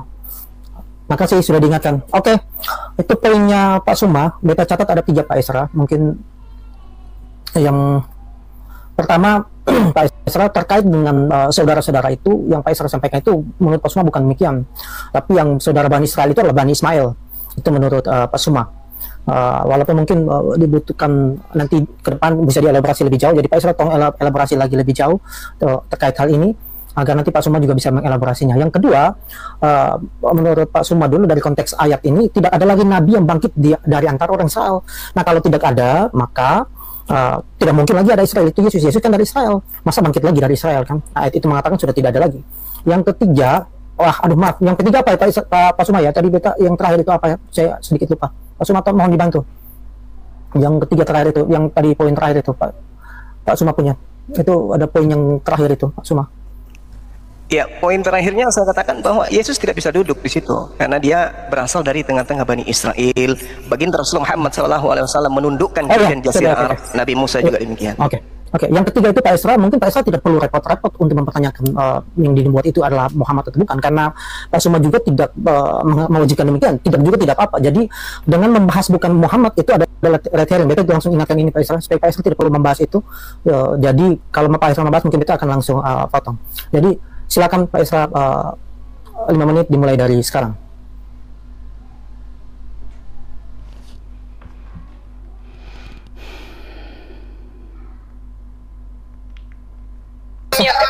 Mute itu tolong dibuka mic-nya dulu. Ya, jadi sebenarnya melihat pembicaraannya agak panjang dan banyak hal yang bisa ditanggapi hanya karena waktu yang 5 menit dan moderator merinci beberapa poin, jadi saya hanya fokus ke situ saja. Pertama itu adalah di antara saudara-saudaramu. Saya tadi mengatakan bahwa di antara saudara-saudaramu itu saya memakai dalil konteks dari teks itu. Bahwa konteks dari teks itu menunjukkan bahwa saudara-saudara itu dari kalangan orang Israel. Nah, kalau sekarang Suma larinya ke Ismail, dasarnya itu apa? Ya, karena kalau kita melihat dari hubungan Ismail dan Israel itu di atas sana itu. Karena Ismail itu kan saudaranya si Ishak. Sedangkan Israel kalau menunjuk pada orang itu Yakub, dan Bani Israel itu adalah keturunan Yakub. Sehingga kalau memang kita bicara saudara mau keluar di antara suku-suku Israel, maka paling dekat itu adalah Edom.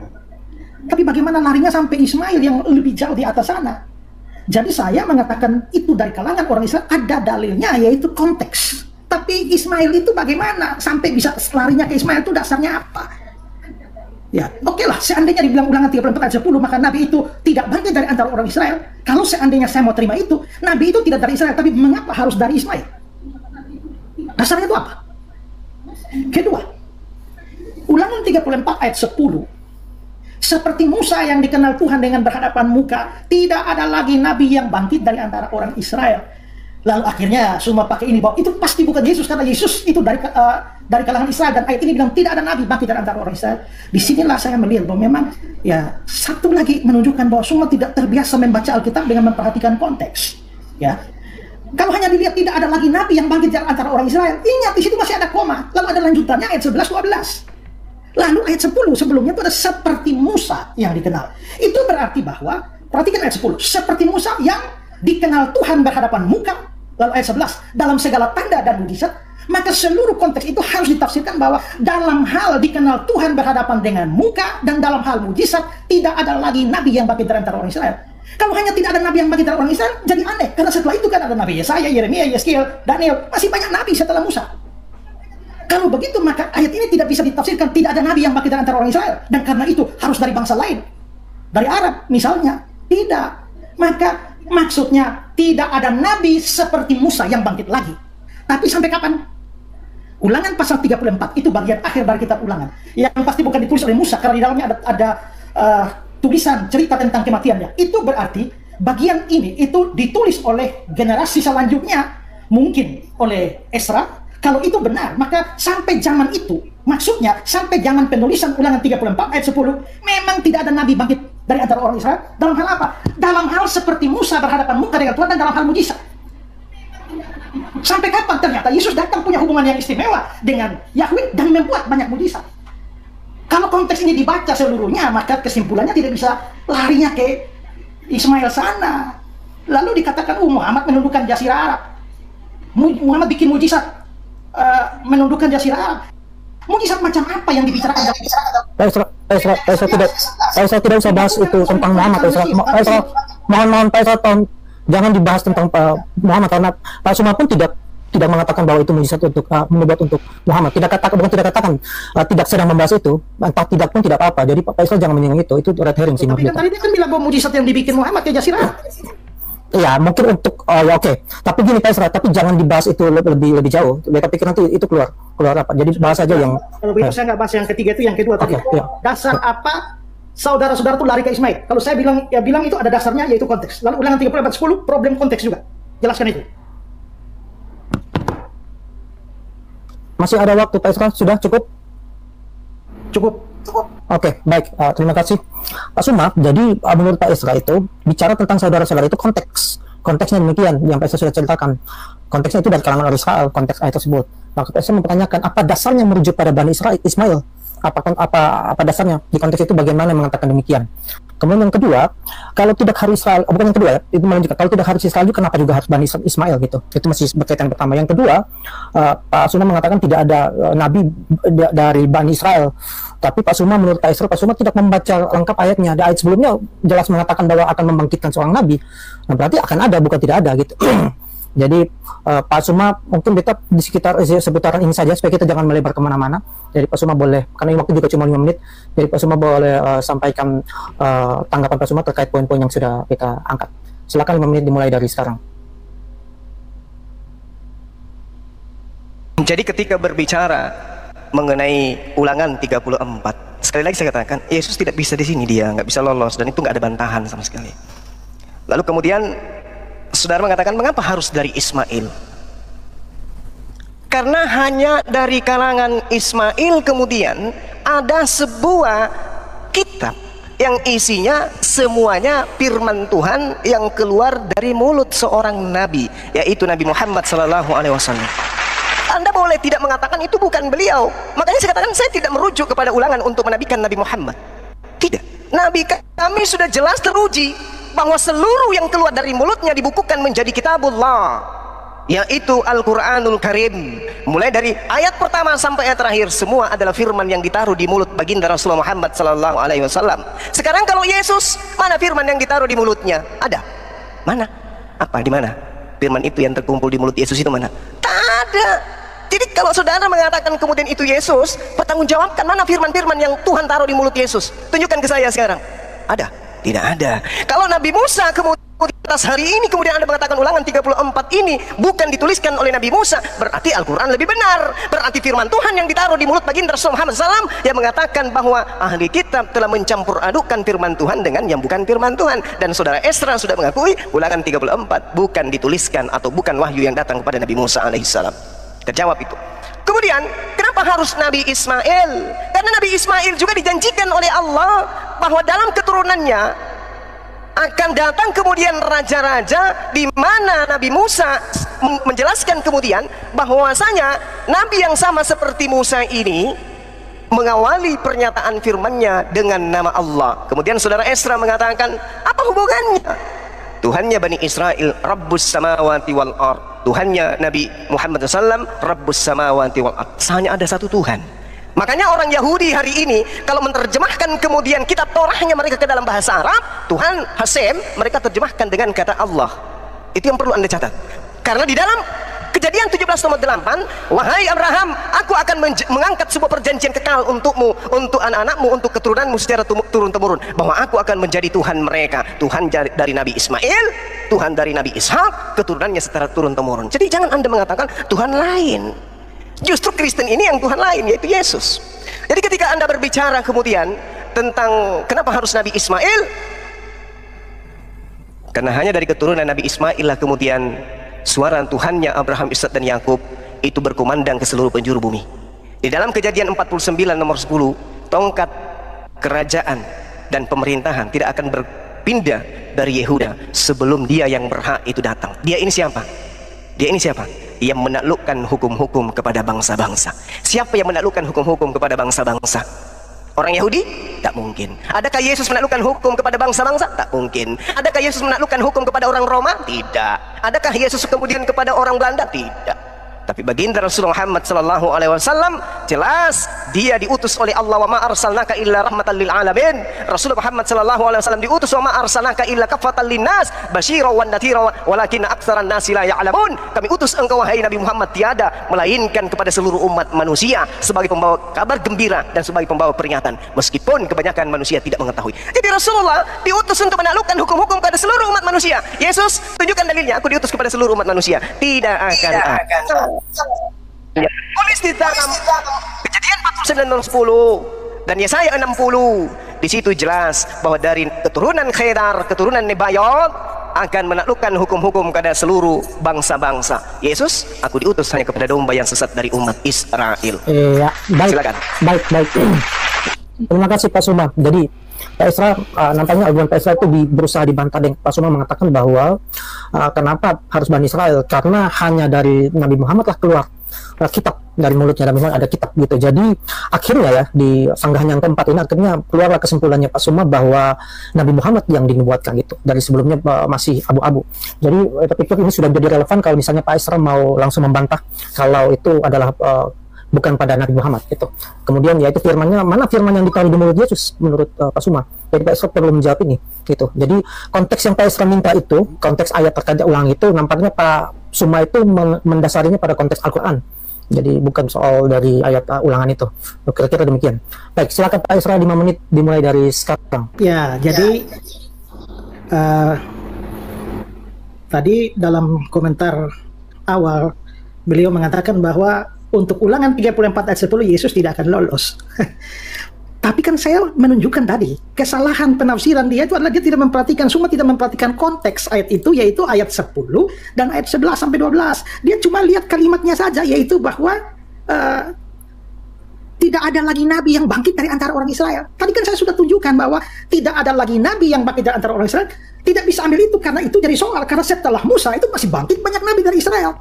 Kalau begitu arti apa tidak ada lagi nabi yang bangkit dari antara orang Israel? Artinya dihubungkan dengan ayat 10, yaitu seperti Musa yang dikenal Tuhan berhadapan muka. Lalu ayat 11 sampai 12 yaitu dalam urusan mujizat tanda-tanda yang dilakukannya. Dengan kata lain, sampai pada bagian itu tidak ada nabi yang bangkit dari antara orang Israel yang seperti Musa yang berhadapan muka dan yang melakukan mujizat-mujizat. Jadi bukan soal tidak bikin mujizat. Nanti kan kita bisa lihat Yesus bikin mujizat lebih banyak dari Musa. Justru Muhammad yang tidak pernah ada mujizatnya. Jadi dia tidak bahas argumentasi saya, tapi dia hanya cuma berkata lagi bahwa Yesus tidak lolos. Ya kalau ngomong begitu ya semua orang juga bisa. Kedua, bahwa itu dari kalangan Ismail karena tidak ada bangsa lain yang akhirnya turun kitab. Nah inilah yang saya kira problemnya Suma ini kelihatannya perlu belajar hermeneutiks Alkitab dengan baik.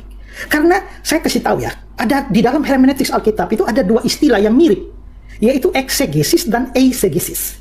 Eksegesis itu narik keluar sebuah pemahaman itu, ditarik keluar dari teks baru diartikan. Tapi eisegesis itu kita memasukkan sesuatu ke dalam teks. Kita sudah mempunyai praanggapan lalu memaksakan teks untuk cocok dengan pandangan kita. Waktu saya mengatakan bahwa nabi yang datang itu dari antara orang Israel, saya tunjukkan dari konteksnya, dari dalam teks konteksnya mulai dari ayat 1 bahkan. Sehingga bahkan juga di seluruh kitab ulangan bahwa frase semacam itu tidak bisa diartikan di luar Israel. Nah, tapi kalau ketika semua mengatakan bahwa, kenapa Ismail? Karena di antara semua bangsa itu hanya Ismail yang datang. Berarti dia melompat keluar dari teks, mengambil sesuatu dari luar, lalu memaksakan masuk ke sana. Itu eisegesis dan itu haram di dalam hermeneutik Alkitab. Makanya saya bilang belajar hermeneutik yang bagus. Kalau tidak jadi tafsirnya comot-comot ayat sesukanya. Ya. Lalu kalau ditanya, di mana firman ditaruh di mulutnya? Ya Yesus ngajar selama 3 tahun itu apa? Kan firman. Kalau Anda memikirkan firman hanya sebatas pada kitab, nah itu jadi soal. Tapi firman ditaruh di mulutnya artinya waktu dia datang ke dalam dunia, dia mengeluarkan perintah-perintah atau firman Tuhan yang disampaikan melalui mulutnya. Selama dia 3 tahun dia bikin apa? Dia memberitakan firman kan? Dia ngajar selama 3 tahun itu. Ya. Waktu saya bilang Ulangan 34 bukan ditulis oleh Musa, ya ada dasarnya karena pada waktu itu kan masa Musa cerita tentang kematiannya sendiri. Lalu kalau itu dikatakan, saya mengakui bahwa Ulangan 34 bukan wahyu, bukan firman. Lah, saya bilang itu bukan ditulis oleh Musa, tapi bukan wahyu. Memangnya firman hanya bisa ditulis oleh Musa? Lalu kalau dikatakan Nabi Ismail kepadanya dijanjikan akan datang raja-raja, ya kan yang dijanjikan datang raja-raja bukan Nabi. Yang dibicarakan sini kan Nabi, bukan raja. Jadi, saya kira Suma membuat penafsiran yang fatal dengan memasukkan ide dari luar ke dalam teks yang jelas-jelas teks itu mengatakan dari kalangan Israel sendiri. Demikian. Oke, baik, masih ada 30 detik tapi Pak Isra sudah selesai. Baik, beta lebih mengerucut lagi karena sini tersisa 3 kali tanggapan antara Pak Isra dan Pak Suma. Jadi beta sampaikan untuk Pak Suma lebih kerucut lagi. Menurut Pak Isra itu Pak Suma tidak memperhatikan ayat, karena di ayat itu bukan hanya bicara tidak ada nabi yang bangkit lagi di antara orang Israel itu. Di ayat sebelumnya, di ayat 11-12 itu juga mengatakan bahwa tetap ada nabi yang bangkit. Bahkan dan faktanya di Alkitab memang tertulis banyak setelah Musa masih ada nabi-nabi. Hanya nanti yang nabi yang seperti Musa itu sampai pada Yesus. Maksudnya Pak Isra begitu. Jadi yang Mas Baisa sampaikan itu bukan berarti tidak akan bangkit lagi, karena faktanya ada nabi-nabi juga gitu sampai pada zaman Yesus gitu. Zaman Yesus itu Yesus yang disamakan dengan Musa. Nah, menurut Pak Isra menunjukkan yang konteks ayat. Tapi Pak Suma tidak tidak menyampaikan dengan konteks ayat dalam Ulangan itu, tapi menggunakan Al-Quran misalnya. Jadi dia dianggap melakukan exegese. Nah, jadi di sini beta akan mungkin Pak Suma bisa tunjukkan dulu konteks ayat. Tetapi kalau misalnya Pak Suma juga menolak, itu tidak apa-apa, itu ini haknya Pak Suma, tidak mau menggunakan konteks ayat itu tidak apa-apa. Kemudian terkait dengan di mana firman di mulut Yesus, menurut Pak Isra kan firman di mulut Yesus itu tidak berarti harus membuat kitab atau ada kitab. Kan Yesus Yesus mengajar memberitakan firman selama 3 tahun. Itu juga firman di mulut Yesus gitu. Nah, itu yang poin yang beta pikir perlu disoroti lebih tajam lagi oleh Pak Suma. Oke, Pak Suma kalau sudah siap, tolong on point pada yang sudah kita sampaikan. 5 menit dimulai dari sekarang.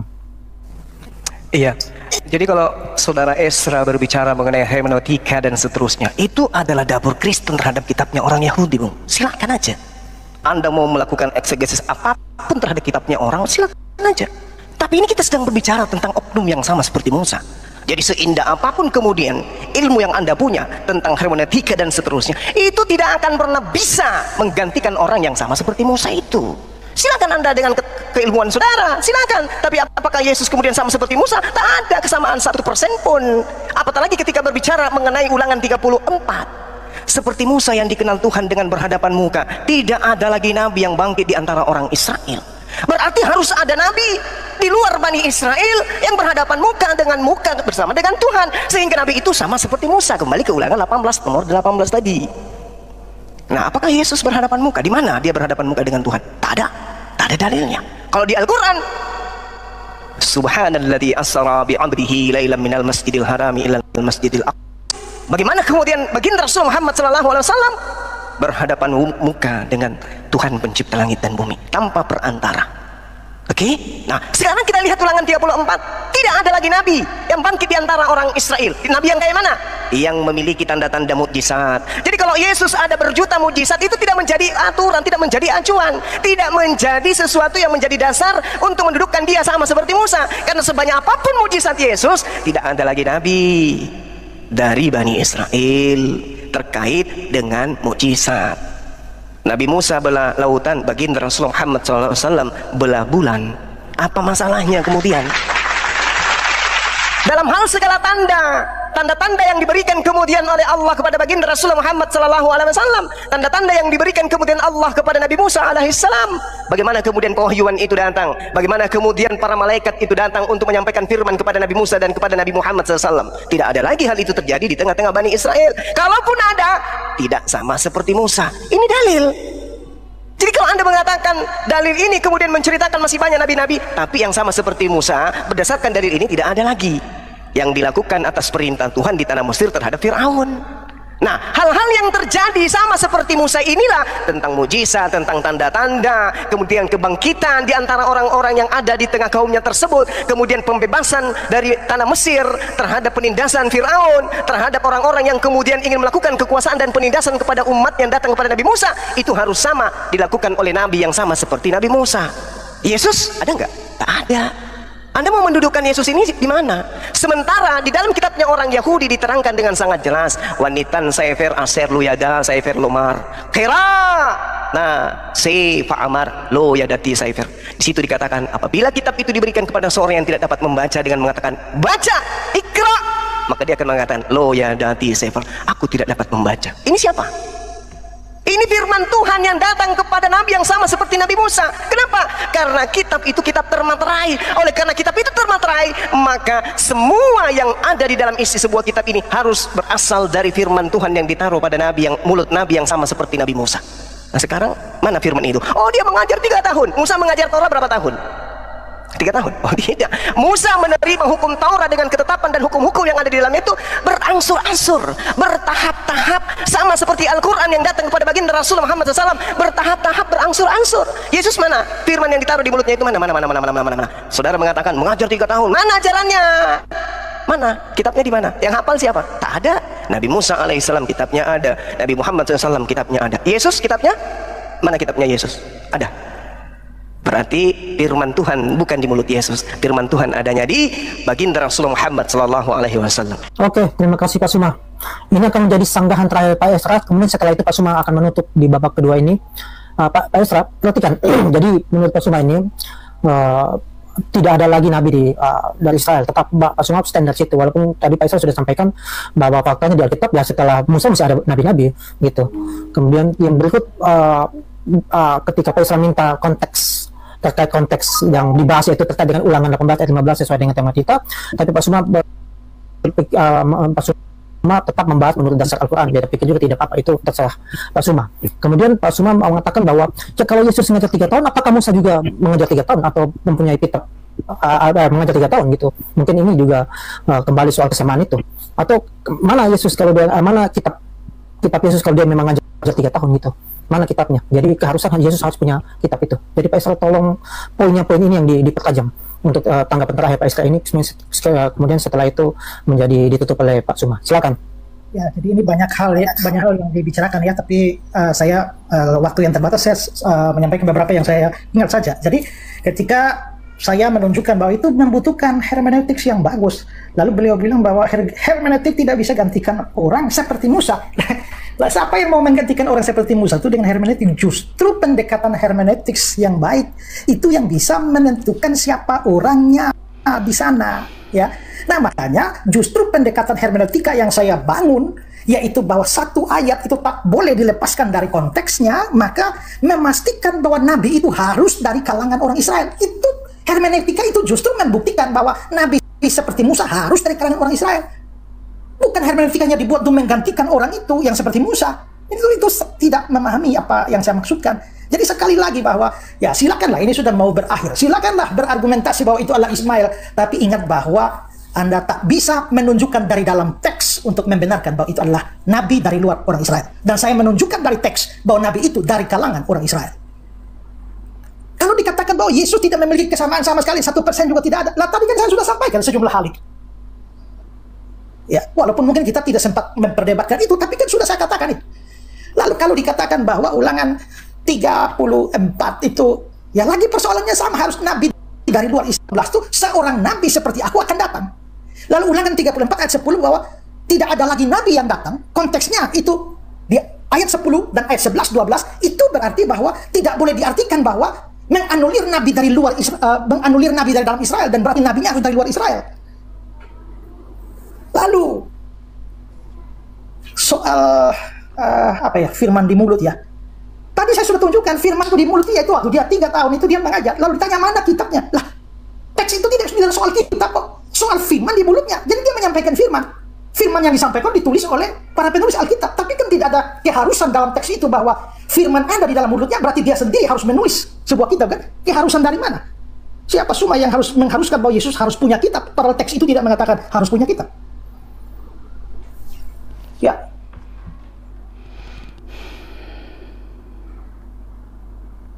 Cukup. Oke, Pak Esra, Pak Suma ini yang tanggapan terakhir Pak Suma. Dan beta catat dua poin saja yang jangan terlalu apa. Pak Isra mengatakan bahwa saya menunjukkan dari teks, tapi Pak Suma tidak punya argumen menurut teks, gitu. Dan beta pikir juga tadi Pak Suma mendasarkan pada Al-Quran, ya itu juga terserah Pak Suma. Tapi Pak Isra maunya harus dari teks, ya itu terserah Pak Isra juga. Ya masing-masing dengan argumen masing-masing. Kemudian Pak Isra yang terakhir itu bicara teks, itu bicara soal firman di mulut, bukan soal kitab. Jadi keharusan di mana harus kitab gitu. Jadi firman di mulut itu menurut Pak Isra.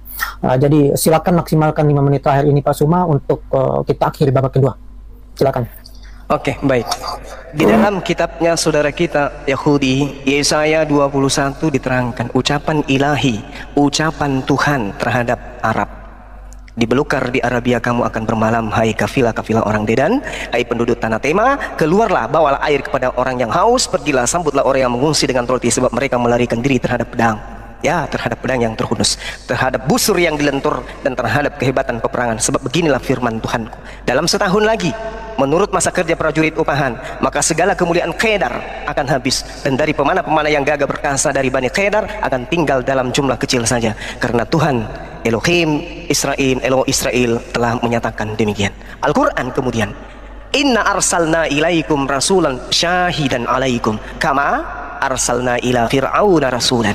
Sesungguhnya Tuhan Allah telah mengutus seorang rasul kepada kalian yang menjadi saksi terhadap kalian, sebagaimana kami dulu pernah mengutus seorang rasul kepada Fir'aun. Berarti rasul yang dimaksud di sini adalah rasul yang sama yang pernah diutus kepada Fir'aun. Siapa yang diutus kepada Fir'aun? Nabi Musa alaihissalam. Nabi yang sama kemudian diutus kepada kaum yang datang setelahnya, yaitu kepada orang Arab, dan kemudian diajarkan untuk seluruh umat manusia. Nah sekarang ketika saudara berbicara mengenai Yesus, sederhana kok itu. Di dalam kitabnya orang Yahudi tidak ada lagi nabi yang bangkit di tengah-tengah Bani Israel yang sama seperti Musa. Berarti Rasulullah Muhammad SAW masih punya potensi untuk di situ. Kenapa? Karena dia bukan Bani Israel. Yesus sama sekali tak bisa lagi. Mau apa, saudara? Tidak bisa Yesus tampil di situ. Nabi yang sama seperti Nabi Musa. Yesus tak punya ruang. Ini harus Anda sikapi. Kalau di situ dikatakan dalam Ulangan 18 nomor 18 dan seterusnya, kemudian bukan baginda Rasulullah Muhammad SAW, tak mengapa, kami tidak butuh kitab itu untuk kami menabikan baginda Rasulullah Muhammad SAW. Sedangkan saudara membutuhkan kitabnya Yahudi untuk menabikan Yesus, tapi sayangnya dia Anda jadikan sebagai Tuhan. Ini sangat-sangat harus Anda jadikan sebagai materi di dalam mengajar jemaat saudara. Kenapa? Karena ternyata kalau kita berbicara mengenai Nabi Musa, dari aspek manapun itu tidak ada sedikit pun yang sama seperti Yesus. Anda mengatakan Yesus itu Nabi, faktanya Anda menuhankan dia. Nabi Musa Nabi, apakah dia dituhankan? Tidak, berarti gugur. Apalagi Yesus Anda ajarkan dari tengah-tengah Bani Israel. Oke, Musa juga di tengah-tengah Bani Israel. Sama kata saudara. Tapi endingnya kemudian Nabi Musa tidak ditolak, Yesus ditolak. Lagi-lagi tidak sama. Nabi Musa tidak dituhankan, Yesus dituhankan. Lagi-lagi tidak sama. Sedangkan Ulangan 18-nya dengan jelas mengatakan bahwasanya seperti Musa kemudian Nabi ini harus bangkit menerima firman. Nah, kalau dia sudah menerima firman di mulut nih, ingat, Nabi seperti Musa mengajarkan hukum-hukum, Musa mengajarkan ketetapan, ketentuan, perintah dari Tuhan. Berarti mulutnya harus kemudian terlontar aturan, hukum-hukum dan seterusnya. Nah, mana hukum-hukum itu yang terlontar dari mulut Yesus? Kalau Nabi Musa, hukum-hukum yang terlontar dari mulut Musa, Taurat. Nah sekarang Yesus, apa yang terlontar dari mulutnya? Katanya sama seperti Musa. Mana yang terlontar dari kitabnya, dari mulut Yesus itu yang mana? Kitab Lukas, oh itu dari mulut Lukas. Kitab Yohanes, oh itu dari mulut Yohanes. Kitab Matius, oh itu dari mulut Matius. Filipi, oh itu dari mulut Paulus. Yang kita minta firman Tuhan yang terlontar dari mulut Yesus itu mana? Katanya hukum-hukum Tuhan harus ditengahkan kepada semua bangsa-bangsa. Dia harus menaklukkan seluruh bangsa-bangsa. Tapi faktanya mana? Ada? Tak ada. Jadi kalaupun itu Anda tolak bukan baginda Rasulullah Muhammad SAW, faktanya Al-Quranul Karim menjelaskan dengan sangat rinci, wa ma yantiqu 'anil hawa in huwa illa wahyu yuha 'allamahu syadidul quwa. Dan tidaklah ia terucap dari mulut Rasulullah sesuai dengan nafsunya, sesuai keinginannya. Tidak lain Al-Quran itu adalah wahyu yang diwahyukan Allah kepadanya, yang diajarkan kepadanya melalui Roh Kudus yang kuat. Demikian. Baik, terima kasih. Dengan berarti semua tetap open cam ya, tetap open mic. Dengan berakhirnya babak kedua, Pak Suma bicara tadi, berakhir sudah babak kedua, kita masuk babak ketiga plus closing statement terakhir penutup dari kedua pendebat. Silakan Pak Suma tetap open mic 3 menit, kemudian Pak Isra 3 menit dan kita selesai. Silakan. Saya dulu. Ya, silakan. Oke, baik. Ketika kita berbicara mengenai Nabi, maka kami umat Islam kemudian tidak ada unsur Tuhan pada diri Nabi tersebut. Dalam arti kata tidak ada Tuhan pencipta langit dan bumi itu nebeng menjadi manusia.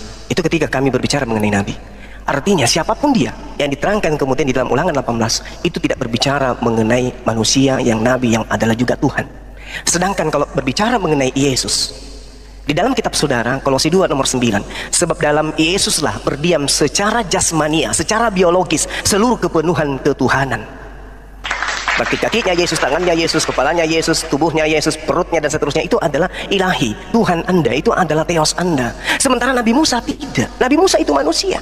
Di dalam kitab Anda Filipi 2:6 nomor 6 sampai 9, yang walaupun dalam rupa Theos tidak menganggap kesetaraan dengan Theos untuk sebagai milik yang harus dipertahankan, melainkan Theos mengosongkan dirinya sendiri dan mengambil jasad rupa seorang manusia dan menjadi sama dengan manusia, dan dalam keadaannya sebagai manusia ia telah merendahkan dirinya dan taat sampai mati. Ini bukan Nabi, ini Tuhan. Ini jasadnya Yesus itu adalah Tuhannya Kristen. Karena kenapa? Karena Tuhan Anda tidak mempertahankan kemudian ketuhanannya, melainkan menjadikan ketuhanannya menjadi jasad manusia. Ingat Filipi 2 dan juga Kolose 2. Tubuhnya Yesus, tangannya, kakinya dan seterusnya itu adalah Tuhan Anda. Sedangkan Nabi Musa jasadnya manusia. Jadi salah kemudian ketika Anda membandingkan antara manusia dengan Yesus yang adalah Tuhan. Jangan. Hentikan, kasihan Tuhan Anda yang adalah Tuhan. Anda setarakan dengan manusia yang adalah Nabi Musa, yang hanya Nabi bagi kami. Nabi Musa adalah Nabi bagi Bani Israel, Nabi yang wajib kami imani, manusia yang datang kepada Bani Israel, diutus oleh Tuhan pencipta langit dan bumi mengajarkan hukum-hukum kepada Bani Israel. Jangan Anda setarakan dengan Tuhan Anda. Tuhan Anda itu jasadnya, kakinya, kukunya, rambutnya, giginya, perutnya adalah Tuhan. Dengan dikatakan di dalam kitab saudara Kolose 2 nomor 9, sebab dalam dialah berdiam secara jasmani seluruh kepenuhan ketuhanan, seluruh kepenuhan keelohian, seluruh ketuhanan keteosan. Jadi tubuh Yesus itu Tuhan. Anda hanya mengotori mulut Anda dengan mengatakan dia Nabi, faktanya Anda Tuhan kan. Jadi jangan melakukan pembenaran dengan mengambil kitabnya saudara kita dari Yahudi. Benar, padahal Yesus manusia itu adalah Tuhan bagi Kristen. Demikian. Ya, terima kasih, luar biasa closing statement dari Pak Suma ini. Beta pikir Pak Suma ini bagus juga kalau jadi seorang pidato. Mantap juga. Ya, kita akan masuk pada bagian paling akhir, yaitu closing statement dari Pak Esra 3 menit untuk menutup debat kita pada malam hari ini. Silakan Pak Esra. Ya, jadi kalau mengikuti penafsiran dari Suma bahwa dari Ulangan 34 ayat 10 berarti Nabi itu harus dari luar Israel, ya maka akhirnya dia menabrak sendiri Ulangan 18 ayat 15 yang mengatakan bahwa Nabi itu dari tengah-tengah Israel. Nah, sekali lagi penafsiran atau hermeneutics yang membuat ayat satu nabrak ayat yang lain itu adalah penafsiran yang buruk, dan itu dipertontonkan oleh Suma. Ketika dia bicara banyak soal Yesus itu adalah Tuhan, orang Kristen menuhankan Yesus, dan karena itulah maka bertentangan dengan teks yang berbicara soal Nabi. Itulah yang saya sudah katakan tadi, bahwa ya dalam pikiran dia Nabi bukan Tuhan, Tuhan bukan Nabi. Makanya muncul pernyataan semacam itu. Makanya saya katakan di dalam kekristenan itu Yesus itu disebut Tuhan, tapi Yesus juga disebut Nabi. Ayat-ayatnya sudah saya tunjukkan. Karena Yesus Tuhan dan Nabi, bukan saya mengotori mulut saya sendiri, karena teks ayatnya berkata begitu. Karena itu hermeneutics yang baik adalah jangan memakai ketuhanan Yesus untuk menolak kenabiannya, dan jangan memakai kenabian Yesus untuk menolak ketuhanannya. Itu kesalahan yang dibuat oleh Suma, ya. Lalu ingatlah satu kali lagi bahwa soal analogia ada 2 kesalahan fatal pada waktu orang berbicara soal analogia. Pertama, mengambil seadanya dan sebanyak-banyaknya persamaan. Atau yang kedua adalah menolak analogi itu dengan mengungkapkan sebanyak-banyaknya perbedaan. Padahal secara ilmu analogia, sesuatu seperti sesuatu A seperti B itu hanya menekankan aspek tertentu, dan aspek tertentu itulah yang sudah saya ungkapkan tadi. Yesus itu sekali lagi dia menggunakan mulutnya mengeluarkan firman, lalu dikatakan itu adalah mulut Yohanes. Yohanes mencatat apa yang dikatakan oleh Yesus, dan mereka murid-murid Yesus, saya jelas lebih percaya mereka daripada lebih percaya Suma lah. Nah, lalu kalau kita lihat misalnya di Perjanjian Baru itu meneguhkan bahwa Yesuslah yang dibicarakan oleh Musa. Yohanes 1 ayat 25, Filipus bertemu dengan Nathanael. Kami menemukan dia yang disebut Musa dalam kitab Taurat dan kitab para nabi. Lalu di Kisah 3 ayat 20 sampai 23 itu konteksnya bicara Yesus. dan mengutus Yesus yang dari semula ditentukan bagimu sebagai Kristus. Ayat 21, Kristus harus tinggal di sorga sampai pemulihan segala sesuatu. Baru ayat 22, bukankah telah dikatakan Musa, Tuhan Allah akan membangkitkan bagimu seorang nabi dari antara saudara-saudaramu sama seperti aku. Dengarkan dia dalam segala sesuatu yang dikatakan kepadamu. Itu berarti Petrus waktu menyatakan itu, dia menghubungkan nubuat Musa itu dengan Yesus atau Kristus. Stefanus 37-38, dia bicarakan Musa dan dia lagi kembali menghubungkan itu dengan akhir pembicaraan Allah Yesus. Jadi kita bisa lihat baik Filipus maupun Petrus maupun juga Stefanus, semuanya mengaitkan Yesus dengan nubuatan Musa. Kalau itu kesimpulan saya begini. Udah habis waktunya. Kesimpulan saya adalah saya lebih baik percaya Stefanus dan percaya Ya, Petrus. Pak Isra, minta tolong saya potong, maaf, waktunya udah habis. Oke, waktu sudah selesai. Oke, baik. Terima kasih untuk. Baik teman-teman yang terkasih, kira-kira ketika mendengarkan video barusan mereka yang berdebat di dalamnya, berikanlah tanggapan teman-teman di kolom komentar. Semoga komentar teman-teman juga dapat memberkati saya dan juga para subscriber saya yang selalu menantikan video-video dari channel ini. Tujuannya cuma satu, menguatkan iman, meluruskan dan menyadarkan orang-orang yang selalu menyalahpahami tentang iman kekristenan yang sudah paten, yang sudah bagus dan tidak perlu lagi diragukan. Karena kebenaran dari dalam kekristenan itu kebenaran yang menyejarah, bukan historis, ya. Teman-teman pasti paham begitu. Nah, tetapi ada hal-hal yang perlu saya soroti. Memang teman-teman ya, memang ya. Yang paling runcing selama ini adalah Islam Kristen terkait kedua keyakinan ini yang sama-sama agama misioner begitu ya. Yang satu ngeklaim jauh daripada sebuah fakta gitu ya, jauh daripada sebuah fakta yang dibicarakan gitu. Kita bisa berargumentasi dan saya rasa pendeta tersebut sudah mewakili kita untuk boleh menyampaikan kebenaran yang pasti dan tafsiran yang benar terhadap iman yang dibahas tadi. Tetapi yang menarik buat saya adalah sebuah argumentasi yang menurut saya sangat dipaksakan oleh seorang muslim barusan. Sangat dipaksakan dan sangat mengada-ngada, bahkan terkesan harus mengikuti seperti apa yang dilakukan oleh sang baginda atau mereka sendiri. Maksudnya seperti apa? Jadi tolak ukurnya itu bukan lagi di pendahulu, tapi di yang kemudian. Jadi apa yang dilakukan oleh yang mereka percayai diukur untuk mengukur apa yang dilakukan atau yang dinubuatkan di dalam Taurat. Khususnya apa yang dibahas teman-teman tentang yang seperti Musa. Jadi yang menarik buat saya kalimat yang disampaikan itu begini. Apa yang dilakukan oleh Musa harus semua sama gitu ya. Semua sama dengan nabi yang dijanjikan itu. Ini menjadi berat begitu ya. Saya rasa clear sekali apa yang disampaikan oleh pendeta tersebut. Clear, tidak ada yang perlu lagi diragukan dari pendapatnya dia dan argumentasi yang historis tersebut, tidak perlu lagi, clear sekali. Tetapi yang menjadi aneh buat saya ketika mendengar semua itu, menjadi timbul pertanyaan, kalau semua harus sama, berarti apa yang terjadi dengan dunia ini gitu ya? Apa yang terjadi dengan dunia ini kalau semua harus sama gitu ya? Dan nampak-nampaknya terlalu dipaksakan. Lalu dia mengatakan harus sama. Musa memimpin begini, Musa gini, Musa gini, Musa gini, Musa gini. Ya ampun. Ya nggak begitu juga cara membuat kesamaan. Lalu menolak sebuah perbedaan yang memiliki tujuan yang sama. Perbedaan maksudnya apa? Kalau orang Kristen memahami bahwa Musa itu adalah memimpin bangsa Israel keluar dari tanah perbudakan, Kristus membawa manusia keluar dari dosa. Jadi teman-teman harus bisa membedakan hal itu. Nah kalau misalnya soal mukjizat gitu ya, harus sama gini, memimpin A, memimpin gini, merebut A, merebut C, maka sang baginda lah yang sama dengan Musa gitu ya. Karena dilihat dari kepemimpinan, misalnya mimpin rebut A, rebut B, rebut C, laksanakan ditaklukkan ini gitu ya. Ya, itulah bedanya dengan Yesus Kristus. Memang dia menerima 3 jabatan sekaligus. Dia nabi, dia Tuhan, dia imam begitu. Tapi kalau kita mau melihat secara konsisten bahwa harus sama persis seperti Musa dalam arti apa yang dilakukan, ini menjadi repot teman-teman. Dan kalau misalnya kita setuju dengan apa yang disampaikan oleh polemikus tersebut, di mana sang baginda membela lautan? Di mana sang baginda membela lautan begitu ya, yang tidak mungkin dilakukan oleh orang lain? Di mana mujizatnya gitu? Nanti akan dibilang mujizatnya membela bulan. Membela bulan kok hanya kelihatan di Arab di sana gitu ya. Lalu dan lain sebagainya lah.